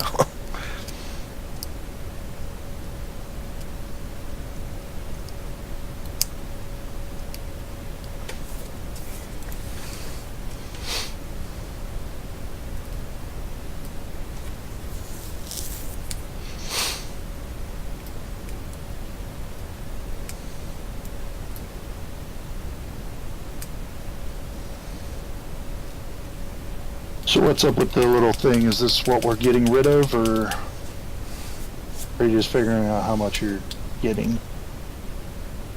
I don't know what Zach's doing. How much we're getting for just the military stuff? Okay. 1668.7. So I'm gonna say 1668.9. 1,690 credits, is that what you're saying?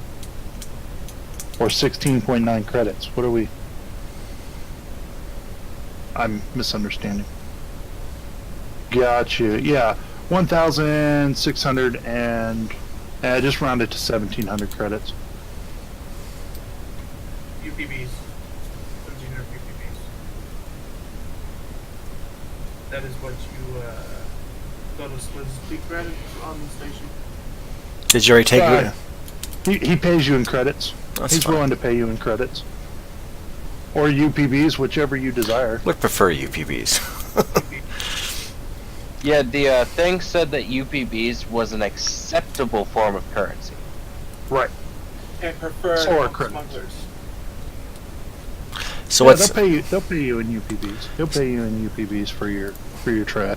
Did you delete all the crap that we sold? I am fixing.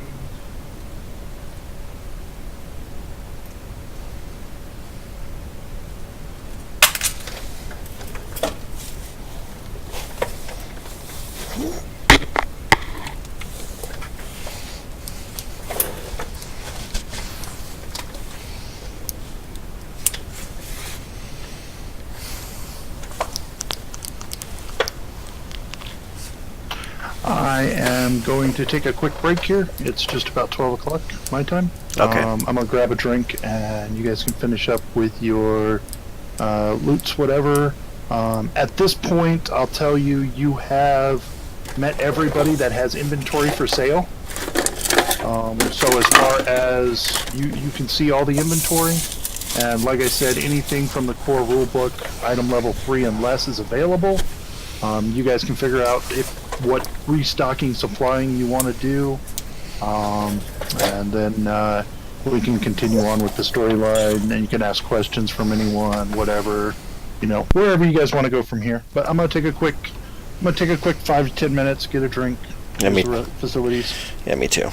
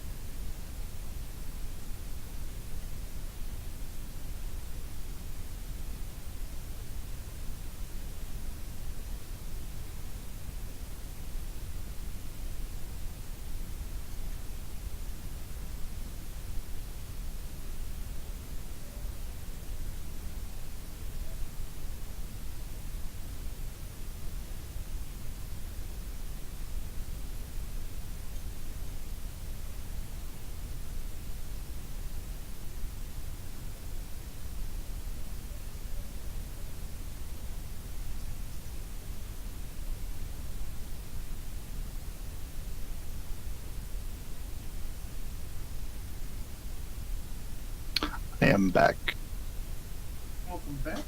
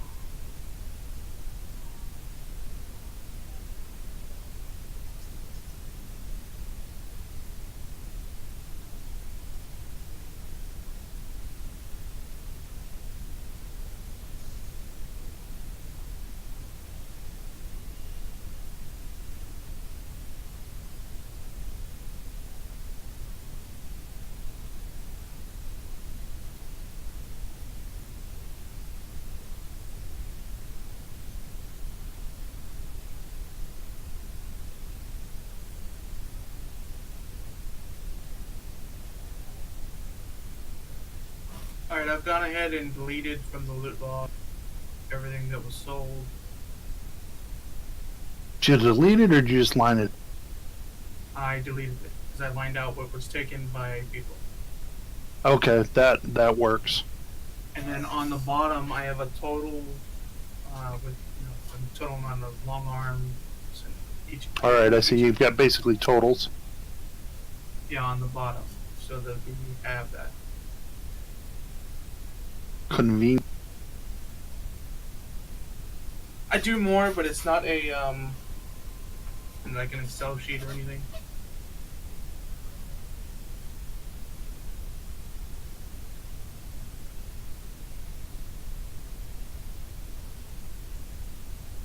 Yeah, basically you figure the golden bracelets,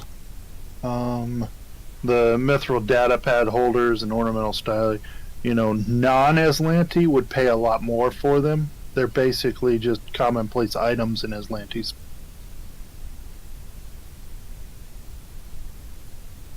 Noted.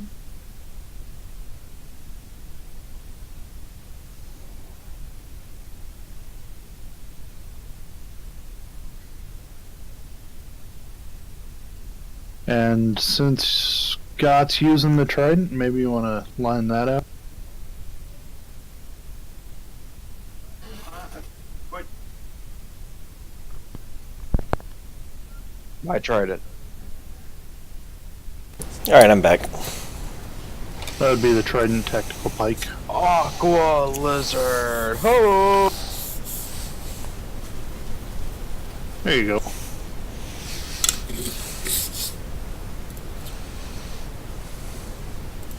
Well, it sounds like everyone's back. I've heard everyone. So what do you guys want to do now? I don't know. Go see Tamarin. Tamarol, whatever the fuck his name is. Her name. Didn't you want to buy those items from what's her face? Yeah, when you get those two ability things. Yeah, you can go buy those from Half-Red.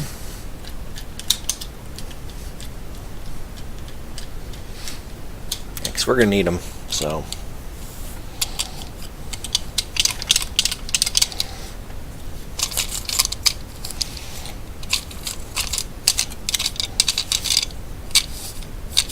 Alright, you buy the 2 ability crystals from Half-Red. Who wants them?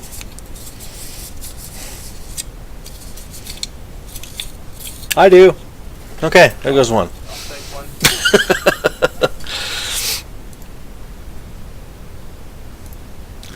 Alright, gives me a +2.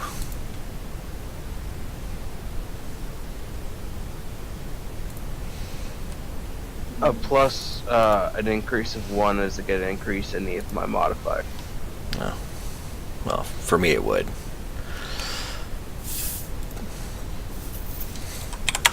Yeah, all of my stats are sitting on even number.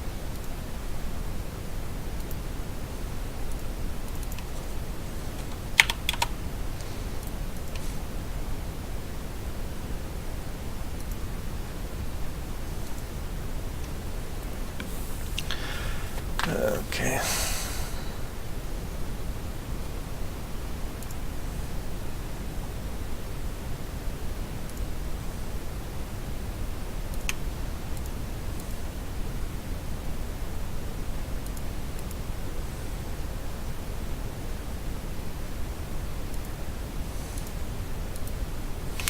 So level 1 personal upgrade.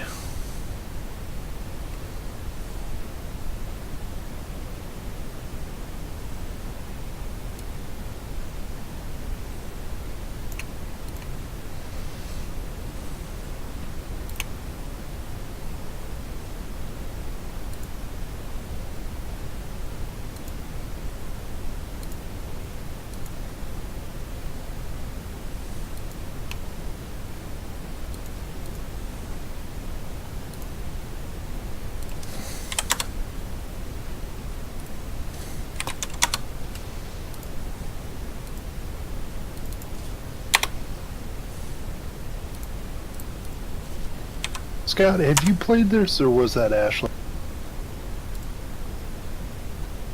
Had I what? Have you played this adventure, or was that Ashley? That was Ashley. Okay.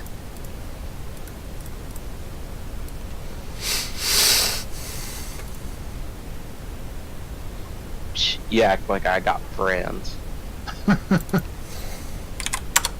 Alright, so that gives me a +1 to my dex, so it's, well, +1 bonus to my dex, so that definitely helps a little bit. I play Warhammer 40k. Yeah, I have no friends. Yeah, or money. Yeah, especially the money. Those miniatures are something else. Okay. So you want to go find Tamlin? Yeah, let's go tap on the pipes and start walking through some pipes. You guys may want your environmental protections, though.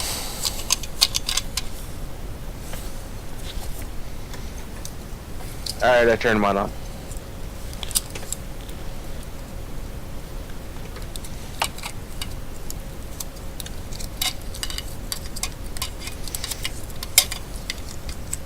These guys are soft like that, you know. Alright, so you guys move nearby and you open that.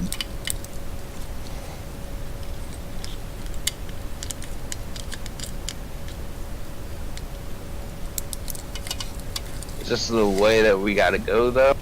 We go through the pipes, man. Not really, you gotta go through the pipes. But these aren't really the right pipes. But you take a look in there anyway. Majority of this chamber is taken up by several raised platforms, some of which are covered by scattered pieces from unusual games. Squares of plastic bearing holographic images, plastic chits of various shapes and colors, and hexagonal wooden containers filled with glass beads, among other paraphernalia. A door exits to the...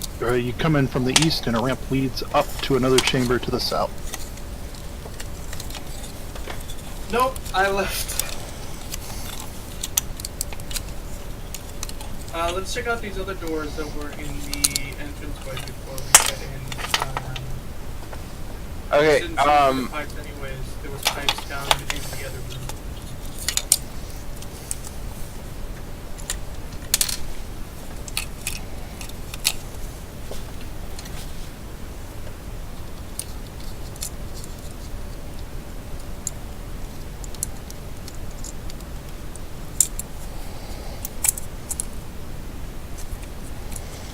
Pranesh, you were saying?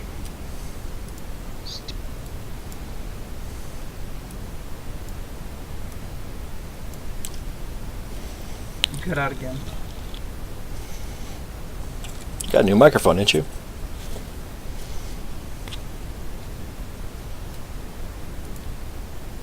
You there, Scott?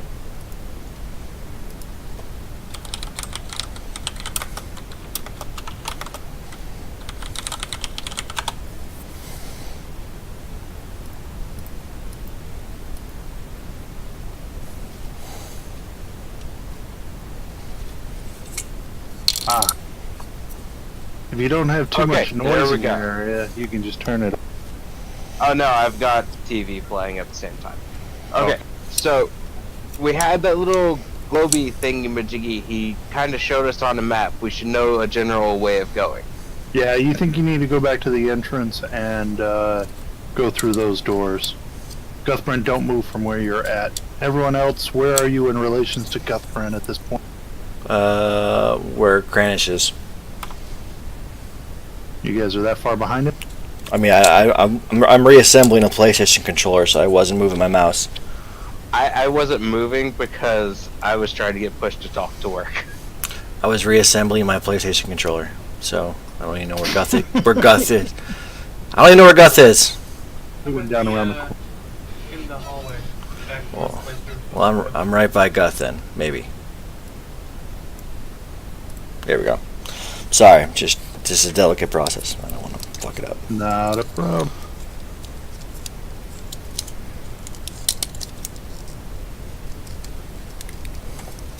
As you guys return to the corridor leading back to the main plaza, you get jumped. Bring it, bitch. Yay! I get to smash. It's like, you don't know. We've been waiting for this. Seems some creatures have been following you and waiting for you to return from the marketplace. And as you do, they join. They attack you. I'm trying to reassemble this thing.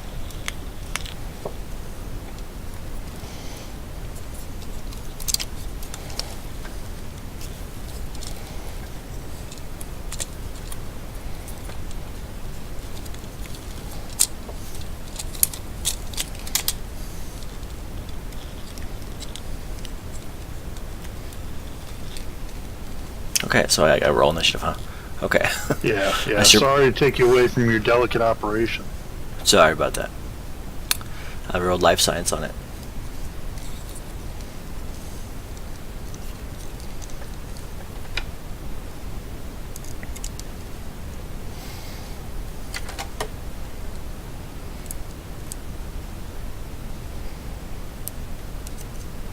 Guthbrand, give me a perception check as you guys enter the hallway. We'll see if you get to. All of you can give me a perception check to see if you get to participate in the spread.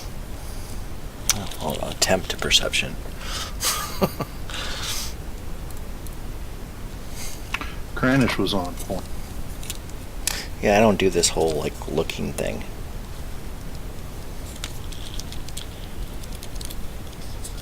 Granish, as you guys are coming through the tunnel, you notice the guy standing next to you, and then down the hallway, another one points a weapon towards you guys. There's a few people in the way and whatnot, but he releases a pulse of energy at Guthbrand in front, who has an EAC of 16. So he takes 3 cold damage. Actually, I'm going to say with partial cover from surrounding bystanders. A person in front of Guthbrand takes 3 cold damage, and then everybody starts. Fuck, does this thing go back together? Granish. Everybody starts scattering from the tunnel. It's People also, are running this way. Outside of this first range increment. You're absolutely right, it is.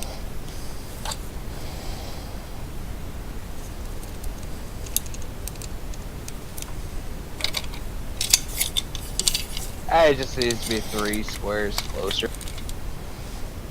Anyway, Kranish, you can take a single action.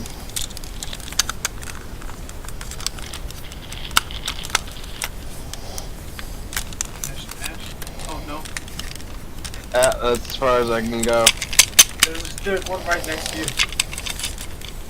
Where was there? I didn't see the guy next to me. That's okay, you got the jump on him, he can't react.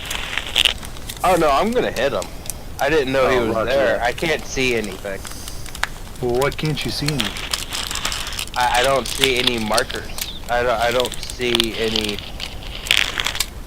like token. Yeah, everything's like really pretty translucent for me too.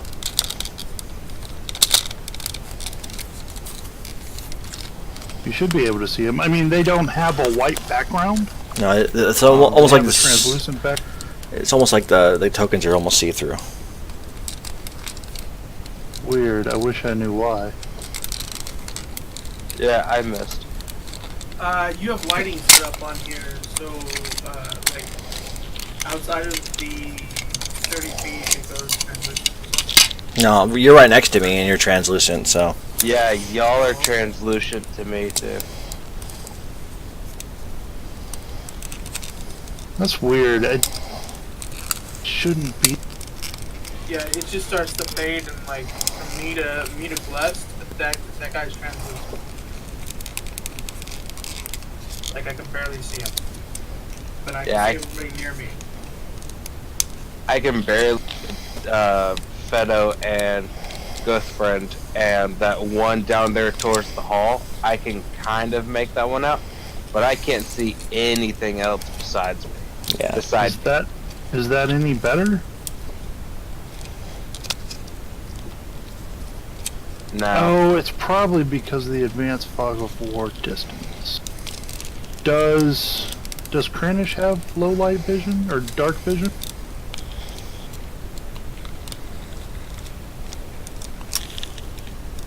Okay, so the whole place is set up with dim light because it's dim light inside the facility. Mm-hmm. Those with dark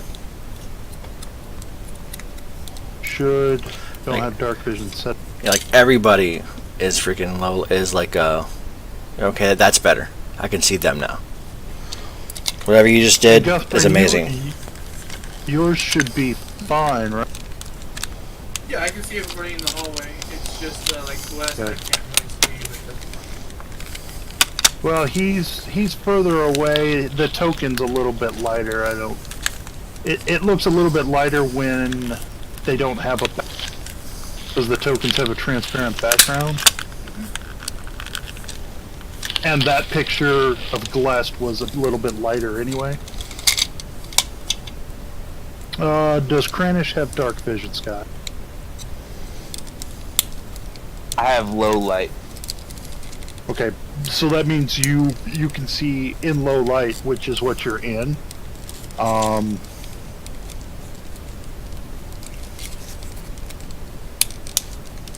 mean, should be able to see things. Shit. he also has a glowing trident and a glowing Aeon spell. Okay, what's the light radius on your? 20. You actually put out light.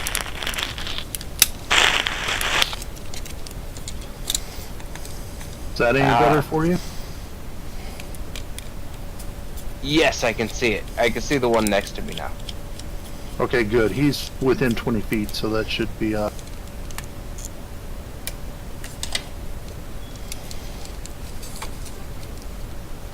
And you made your attack, so now Fedo is surprised. It makes an attack against you. It seems to be wielding the same weapon as its buddy. However, he uses it to attack you in a melee.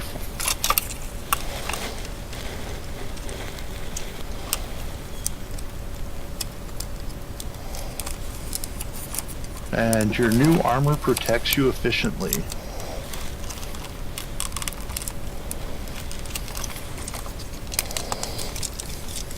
Alright, Guffman, we're in regular. What do we do on my quick attack?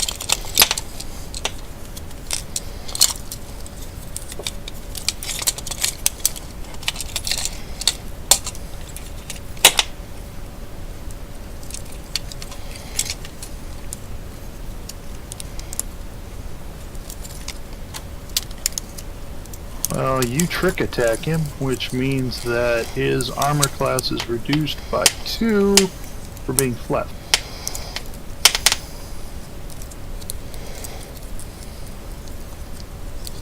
So you hit him for 12.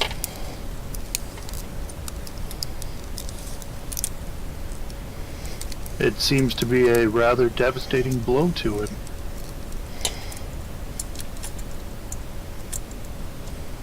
His buddy pushes through the people trying to escape and fires at Cuthburn.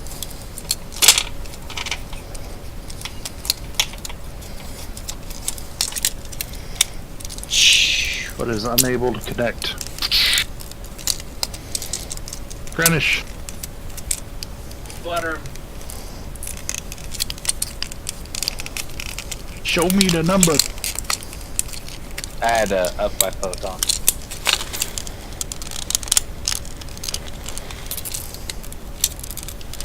You know you can put numbers on the dots, right?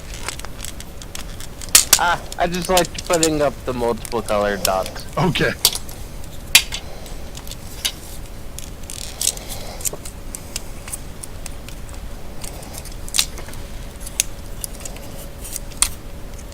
Figured I'd Because try he's swinging with flat-footed. something up. Because he's flat-footed, you managed to knock him down. Woo!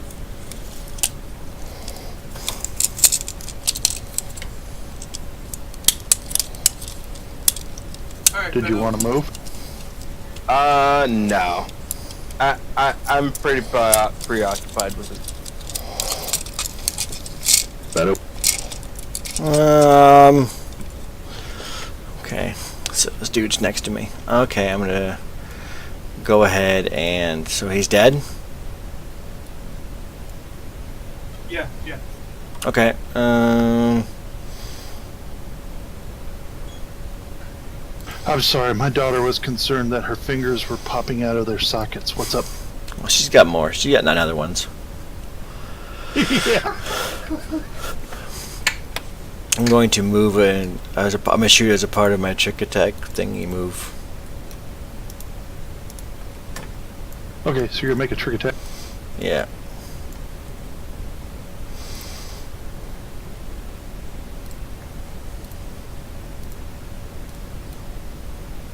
What do you use for trick attacks again? Survival. What is that? I don't know. I Okay. don't know either. It just does. He starts singing, "I will survive."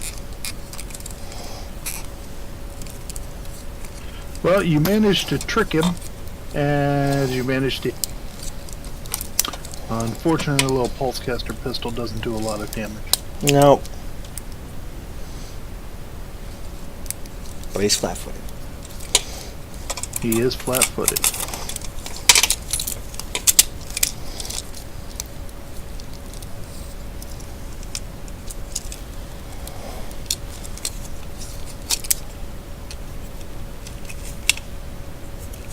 As his buddy falls, you see him move in closer. But he stops short and fires a ray at Beto for hitting him.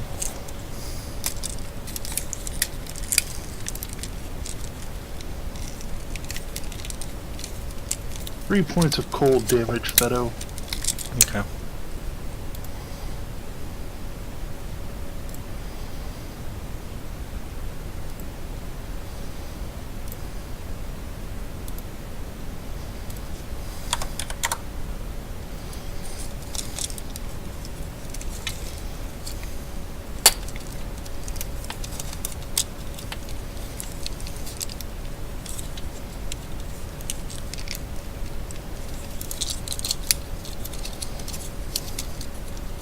Alright, Cuthburn. Gonna move and make a trick attack.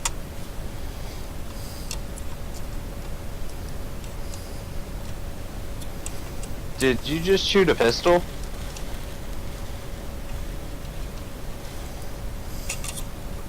Boom.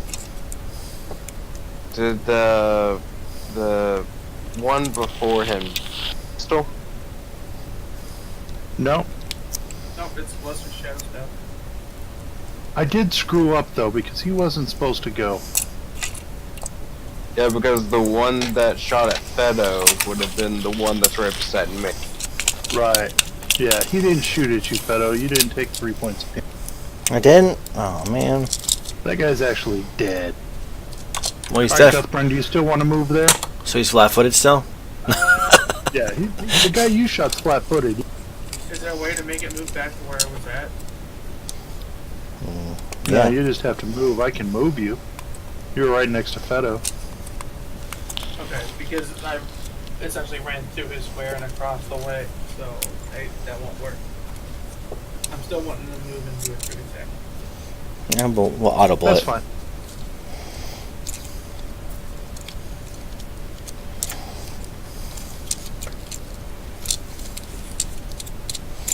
Okay, I think I figured this controller out.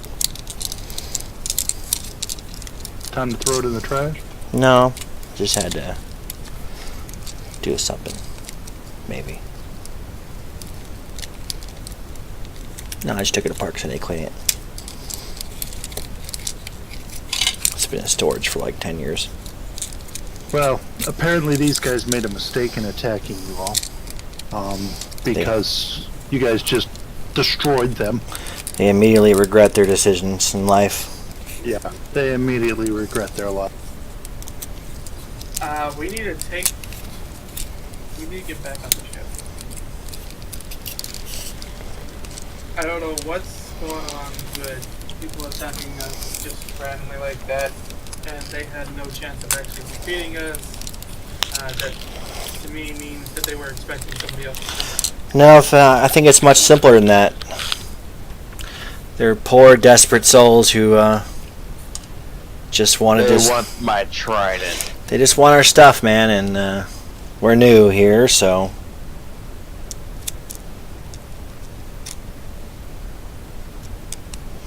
These poor sods probably just thought we were an easy mark. So, what you gonna do? Well, I'm gonna follow them. I just have a screwdriver in one hand.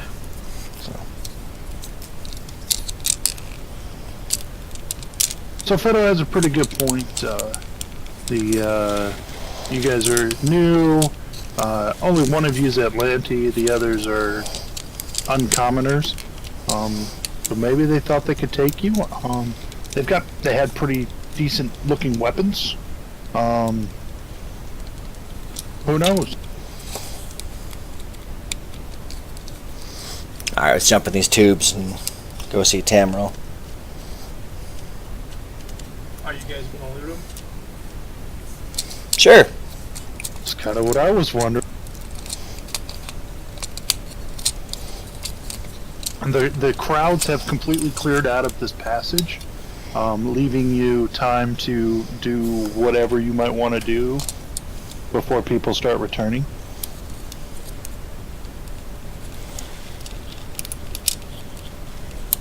I'm gonna go ahead and mark down 2 lesser shadow stabs since they both attacked with one.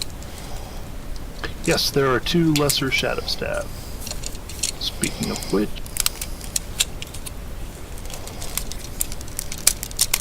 that's what they look like. Oh. And they are lessers, so they're not the level 8 shadow stabs, but the lesser one. But there you go, if anyone chooses to use those. Dude, you have all kinds of options, man. Aqua lizard. Shadow lizard. I'm staying aqua. If you ever want to activate shadow mode, you know. Was there anything else they found on them? Yeah, they also are carrying some other stuff. UPBs.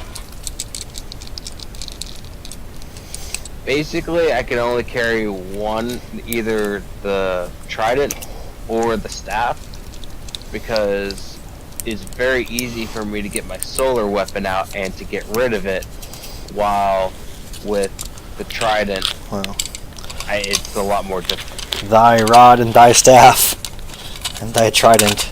And that's times 2.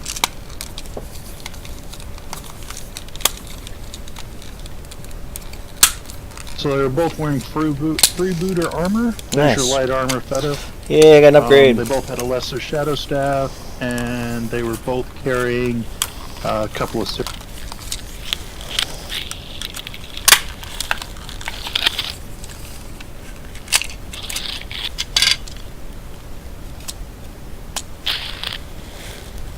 They hadn't bothered to use the serums because you guys didn't see them following you all night, And they're dead. and then they died. And now I'm gonna clear their body. Poke.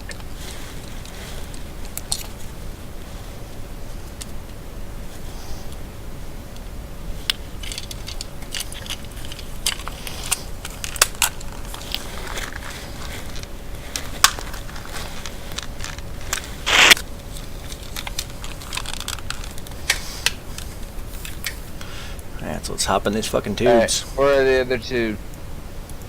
Beto, you probably want to put on that freebooter armor. Okay.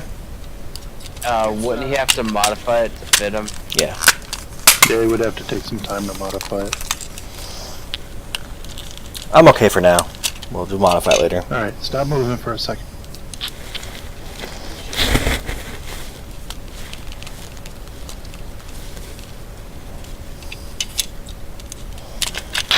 Where did we go? The tubes, Right man. The You guys follow U-tubes. the tubes, and you follow the passages, and you eventually find your way to the. Don't go back, unless you want to leave the chamber where you're going to meet Tom.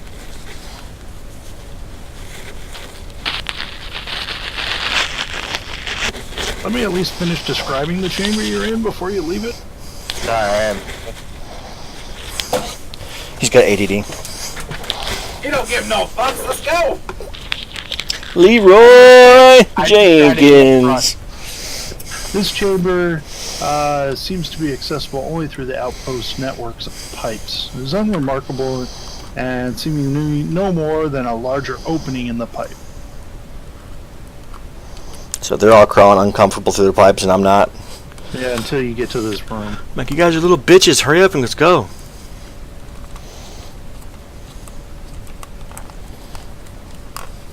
I'm a giant lizard. Give You're me just- a break. You're just a medium-sized lizard. You'll be alright. I'm a giant compared to you. What did you say? She was a boar's claw, right? Yep, Gauss Claw. Gauss claw. Gauss Claw. I'm going to mention to the others that the Star Empire tends to put the Gauss claws to work as engineers in special operations forces in exchange for citizenship rights. So they tend to be citizens of the Atlantic Empire. Oh, I was just thought that was just her title. Like, you know, the Gauss Claw. Like, you know. No, that's her race. Oh, well, that makes things much more interesting. I mean, her name. Okay. Can we move now? Yeah, what are you guys doing? I mean, Krennic went into the other room. Don't we have to like to tap the pipes or something to like the same way he tapped the pipes? You could try that. Yeah, I'm gonna try that. You gonna try that in that room or the room where you were? Where you were at the room where you needed to go to the room to contact. I'm gonna go do it right here. Where we're supposed to be.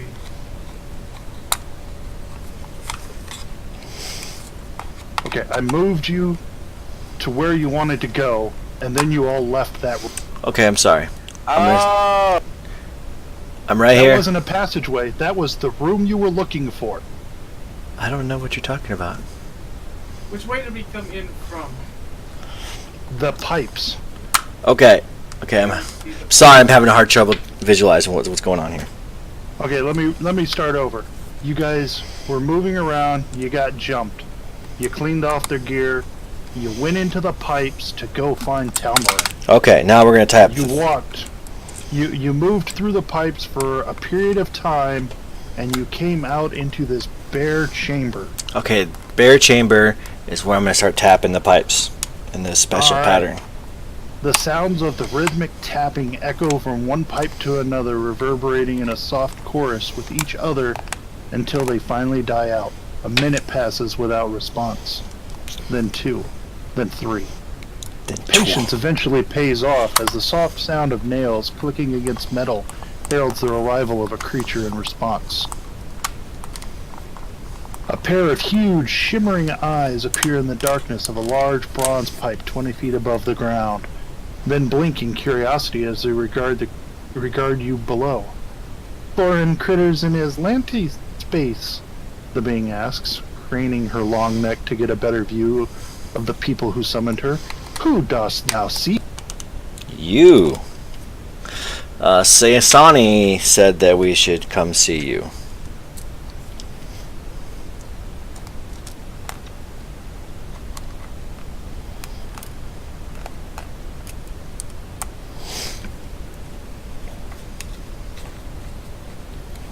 Say that again.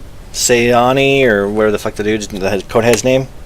He said that we should come see you to get some modifications to our engines so they don't appear to be Aslantean, or so they appear to be not where we come from engines.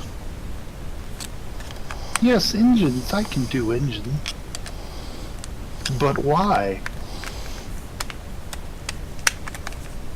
Why are you here in Aslan space? Well, we need to go break into the Brad.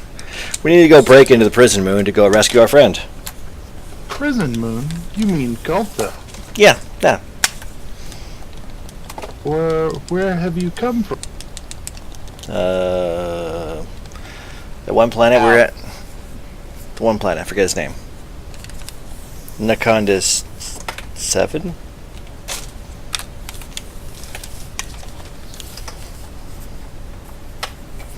Curious. Backworld.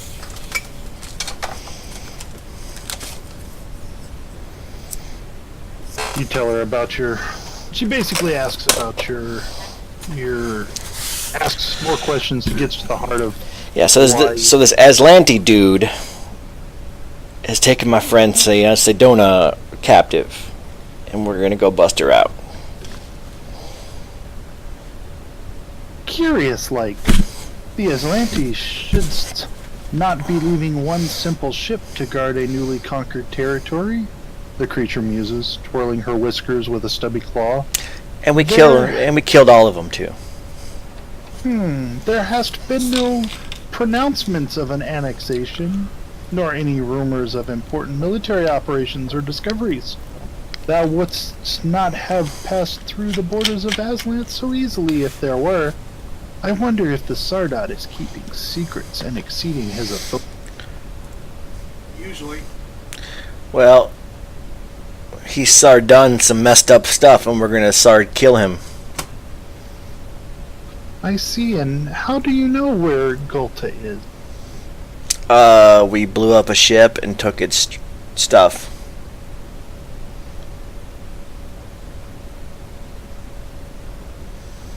And we have a transponder alone won't tell you where to go. Oh yeah, datapad from the lieutenant person. What's her name? Ah, I see. Dost thou believe in fate? I believe in UPBs and guns. And the best Mara, the pirate whore. Well, if your friend is being held in Gulta, I knows of a group of 3 prisoners being held likewise. They are all non-Aslanti. I would request that you grab them while you are there. I will pay you, of course, 1,000 credits for each returned alive. Do they have to be alive? They are friends. Well, look at me. I'm undead. I mean, death isn't final. I believe they should be returned in as good a condition as you find. Okay. She goes on to tell you that she can help you safely travel through Aslanti space. She points out some possible flaws that there might be in your plans. The prison is a high security area, and they're not likely to let a ship simply dock because it claims to have supplies. In this system, with this technology, shipments are all tracked by computer systems. So we need to steal a ship that has supplies. Yes, one that is actually on its way to Gulta and take its place. I like where this is going. I could help you, but I would request payment for services. Whatever supplies the ship actually has on it. All of the supplies? Well, yes. You will have the ship's transponder, and I will have the ship's supplies. We both win. Oh, lastly, I have this key card that was stolen from one of the guards of Gulta. It should get you into the prison cell blocks. She presents a key card. It's good fortune you happen to have this. Well, as I mentioned, I am trying to get my friends released. And that's it. We just gotta go bust some people out. So, okay. Do you have any questions? You feel you could ask her questions you might have. Can we? So we have to get a ship. No, we have to get the transponder of the ship that is going to go to their transporting supplies. You have a schedule of the ship that's doing. They are always coming and going. The moon prison needs many supplies. Thou shouldst ask other merchants, or perhaps the Glimshar pirates. They payeth more attention to where ships are crossing. Aslante's ships cometh not to Outpost Z unless they hast good reason. So thou shalt need to lure one in, and then take the ship and the cargo. I suppose thou wanteth not the crew, but I can take them for you for a while, free of charge, unless thy desire is to kill them for doing their jobs. I'm okay with that. Wait, did anything from freaking Sedona, from the steward lady say that we have to like minimize casualties or something? You can go back and read. You can go back and watch the message. But Oh, I don't yeah. recall anything. Well, I'm not opposed to it either way. I mean, if they surrender, I'm okay with that. That's a lot of people to surrender. They've probably given me that they are one of the servant races. Well, yeah, on guard. I mean, you saying from what you're saying, they're pretty crazy and they don't freaking surrender. But I mean, Joe Plumber, the freaking, it's No. What I'm saying is they're probably not Atlanteans. okay. Probably going to be one of the subservient races. Okay, then yeah. I mean, if they surrender, by all means, we'll hand them off to you. But I mean, I won't cry if they die. Mainly because I don't have tear ducts. We should get you some. Yeah. You guys want to ask her anything else? Well, where are the pirates at? They're around. They like to gamble. Perhaps you can find them there. Oh yeah, the bar upstairs. Okay.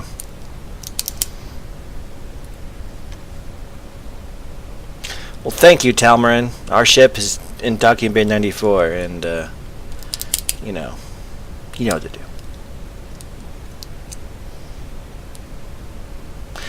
Is there anything we should know about these pirates? Are they crazy? Are they gonna kill us, or why would they just tell us where our freaking ship is? Well, I guess you will have to earn their trust, perhaps. So we have to go do. Maybe your groups have something in common. We need to go do a reputation quest. Okay.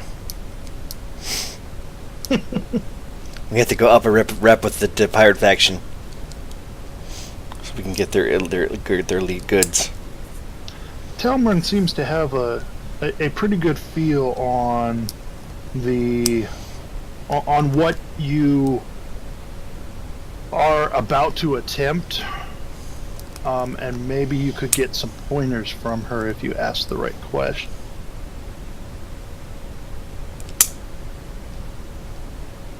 I mean, what are you gonna do when you get to Gulta? We're gonna kill everybody. That ain't gonna work. It's a prison moon, not a prison station. We could blow the moon up. It's a prison moon.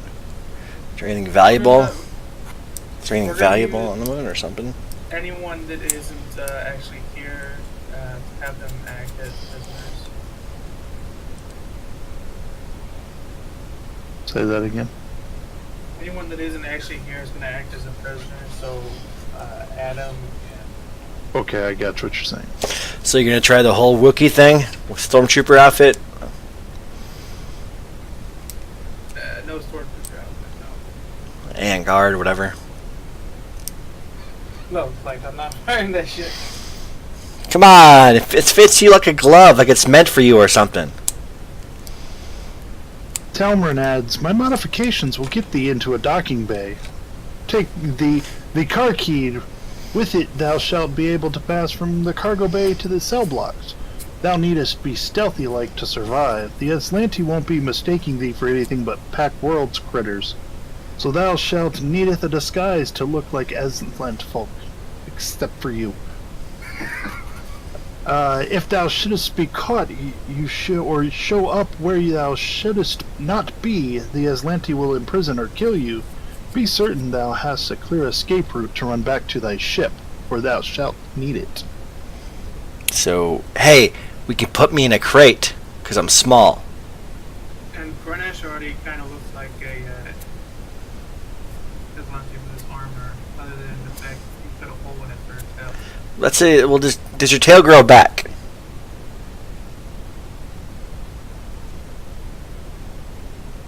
I don't know if you're muted, Scott, but they're talking about cutting your tail off. Let me check on the Vesk and see if their tail grow back. Races, Vesk. I wasn't hearing anything. We're gonna cut your tail off. Why? So you look more like an Aslanti. Stealth. No. It says your tail is primarily used for balance in Vesk martial arts, okay? So you don't need it to survive.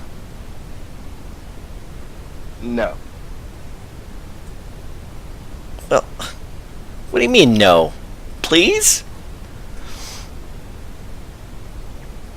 No. We'll get you a prosthetic if it doesn't grow back. No. Talmarin says, if there will be nothing else, I will be off. Come on, it won't hurt a bit.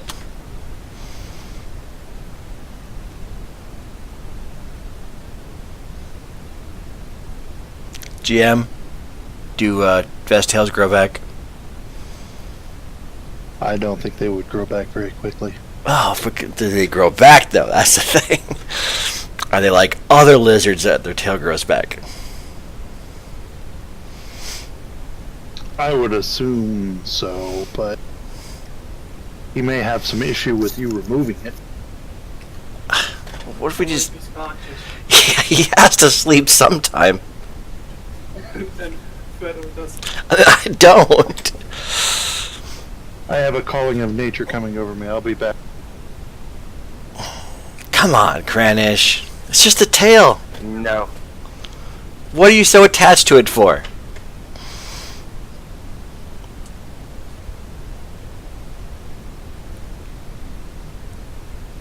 I thought you Vesk people had a willingness to die for your comrades and blah blah blah blah blah. All we want is your tail, not your life.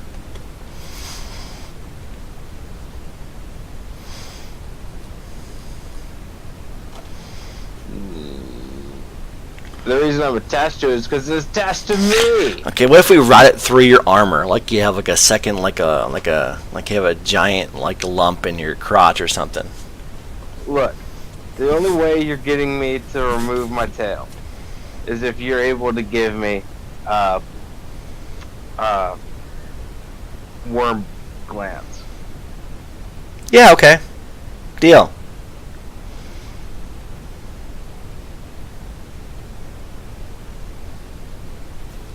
Whenever we run across some worm glands, whenever we come across some worm glands, we'll pick them up for you. No. It comes with, you remove the tail, and then I get the glands. Where they is it? happen at the same time. Where's that even at? It's in body modifications in the main rulebook. On biotech, a dragon gland? Yeah, okay. Yes. Why the fuck not?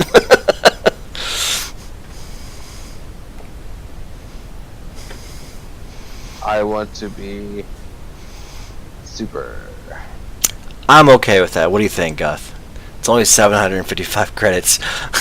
Yeah, I'm fine with that. We'll cut your tail, we'll give you some glands, and call it good. You know how the tail tastes? I wonder if it tastes good.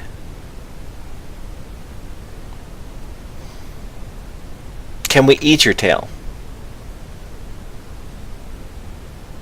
Look, I'm being nice enough to let you go remove it. Don't push your luck.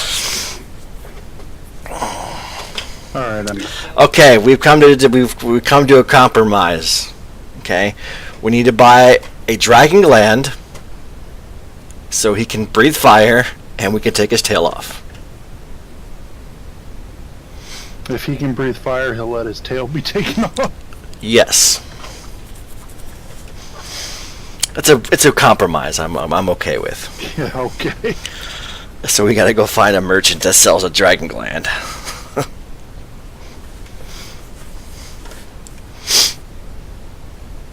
Well, you didn't notice any in there. Are What? dragon glands in the core rulebook at Yes, item it level is. 3 or less? Yep, level 2. In the core rulebook. Well, then you can find. Congratulations, Granish. So we'll hack off his tail when it comes necessary. So. Woo! I breathe fire now. Well, you're gonna have to get it put in. Too. I can do that too.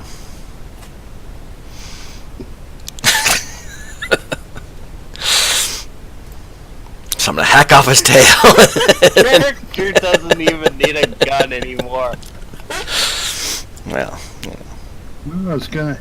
You pay the credits, and then you can get the gland installed, I guess. let's go see some pirates now. At least for like 7 more minutes until game's over. I want to, you said anything level 3 and below Yeah, is just available? it is. I think there might be a cost upcharge, but I want to get carbon skin graphite. Hell, that guy may even have it anyway.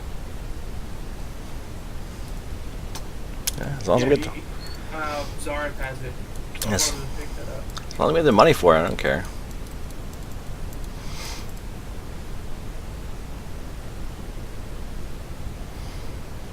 yeah, the prices are 10% more than those listed in the core rulebook. So your dragon gland is another 75 credits on top of that. So what is that? 810. 820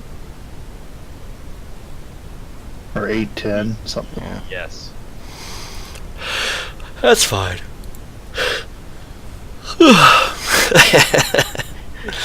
But he won't let us eat it though. Granish just starts pointing at his mouth and going, installation. He won't let us eat his tail though. Oh, So we'll keep it on ice or something. So if it doesn't grow back, we can reattach it. Yeah, we'll reattach it later. Just sew it back on. Ooh, is there like medical gel to keep it from going bad? We'll figure it out. I'm sure we have something cold we can stick it in. so you guys make your way back through the tubes, and you find yourself in the marketplace.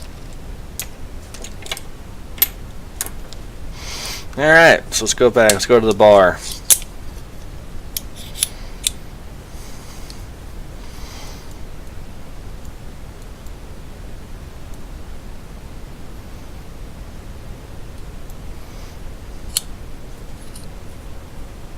What's that spider-looking thing up there? Ooh, a spider-looking thing. Yep. Looks like a freaking the insect dudes from Star Trek.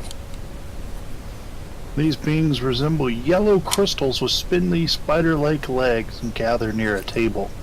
Glowing light in their crystalline bodies brightens and dims, accompanied by bursts of crackling noise. I think this is a job for Guth.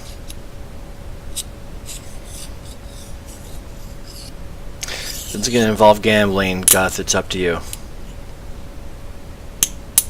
I don't gamble. I don't gamble either. I can't bluff. I can't freaking perception. I can't do any of that.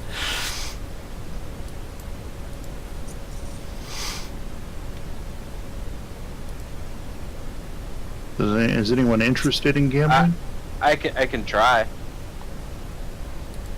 No, I'm not interested in gambling. Let's go find him. Let's go look at talk to this pirate guy. He's a pirate guy because he's a spider guy with a gun, so. Fedo, give me a culture or sense motive check. Oh, culture is definitely what I got. Because I am a... Culture. Because I have a huge bonus. The Glimshars seem to be sizing you up as potential targets. Okay, I can kind of do this stuff. They appear to be gambling and communicating among themselves as you approach them. Give me perception checks as you approach.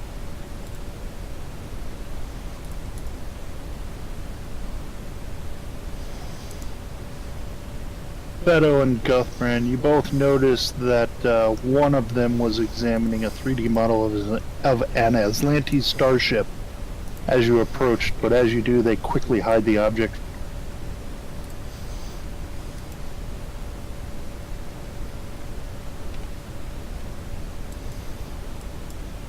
Hey! They look up at you as you approach and say hey. Well, as you say hey, they don't say hey back to you. So Talmarin, what the fuck her name is? What is her name? Talmarin said you might be the people to talk to if you want to look for some ships. The crystalline bodies kind of twist and look at you. It's pretty obvious they don't understand what you're saying. One of them pulls out a data pad and taps on it and then shows it to you. What languages do you understand or speak? I speak, read, Common, Elven, Yoxian, Aslanti, Goblin, Vesk, Aklo, and Infernal. What about everybody else? Because you don't recognize it, Fedo. Common, Goblin, Aslanti, Vesk, Orc, and Dwarven. You don't recognize it either.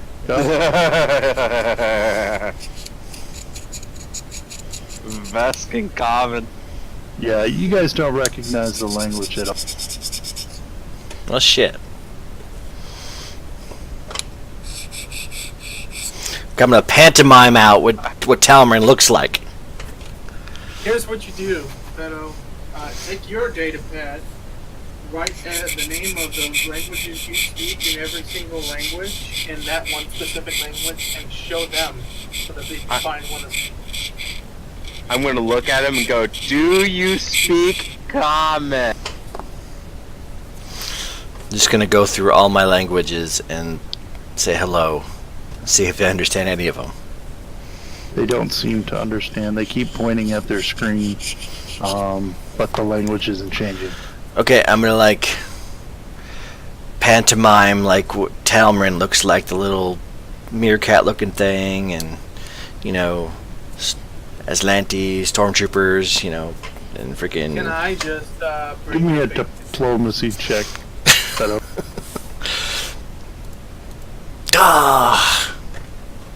got data pads. Why don't you just bring up what fucking what it looks like? Because this is more fun. Or do the tapping on the table. Yeah, they don't seem to have any comprehension of what you're trying to discuss with. You seem to be at a standstill with this group. Maybe if you can find someone else within the facility that is able to communicate with them, they could facilitate as a translator.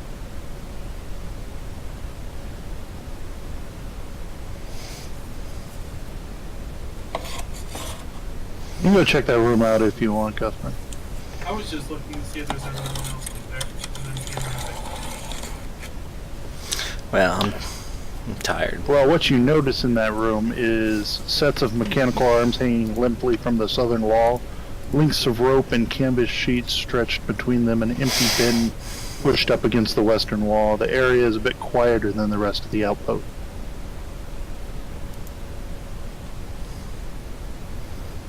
Mm. Right on. I'm tired. Alright, so, You guys want to call it for now? And In order- you can think about what you're going to do? in order to communicate who we're saying sent us there, we're going to do the tapping that everyone else did to indicate the word flop. Yeah, they don't seem to recognize it or show any understanding of what you are trying to convey to them. Yeah, because Fedo tried it. Okay, then I want to take a picture using a data pad of the data that the language they use, Okay. and I want to do a basic search on the data pad of the language. Give me so you want to use your data pad to try and determine what language they are speaking or tapping or writing? Yes. So you're trying to use Google Translate as a way to translate. If we know what they're speaking, we can find someone much easier than going, hey, can you talk to these people for us? And then looking for somebody to communicate. Well, we know what species they are, right? Kind of, you know, they're crystal. You were told they were Glimshar, so that's about what you know. You can tell that they're made of crystals. You have Is it a life science check or? yeah. Don't we see if the that fidgety weasel guy that Yes. we talked to first when coming here, we could see if he knows the language. I mean, yeah, that's what I was thinking, but you know, I just want to Go ahead and give me a life sciences check. please roll a 20. No, I didn't roll a 20. They're probably pretty rare, especially since I probably haven't seen them before. 23. Yeah, you don't know much about them, but you get this general sense that, you know, with their appearance and their what you can assume physical properties without actually, you know, looking into them, that they are a crystalline or rock type species, and maybe they speak the planar language of the elemental earth plane. That's isn't it? Oh, it's Terran. Terran. Shit. I was picked Infernal. I was in like I should take Terran or take like what am I already talking to an Earth Elemental? Data pads only contain the data that's put within them. So unless you put a catalog of languages into your data pad, I don't think it would actually be able to identify a language for you. Can I point to their data pad that they have with like the ship on it?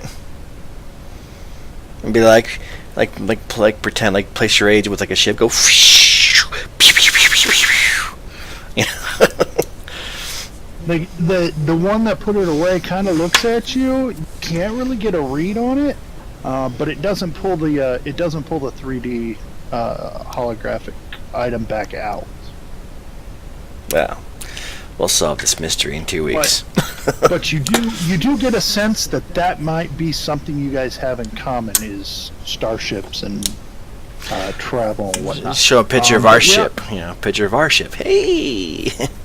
But yeah, we can pick this up in a couple of weeks, and you guys can check around the promenade a little more and see if you can find someone that can actually act as a translator for you guys, so that you can get some help from the Glenshire pirates.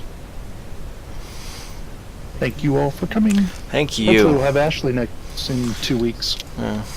Maybe. Thank you guys for switching today. This is helpful to me because I have another every 2 week Saturday game. Okay. And as it was scheduled for the same time. It's scheduled for next week, so this helps offset it so that I'm not doing 2 back to back. How are you allowed to leave the house? It's winter.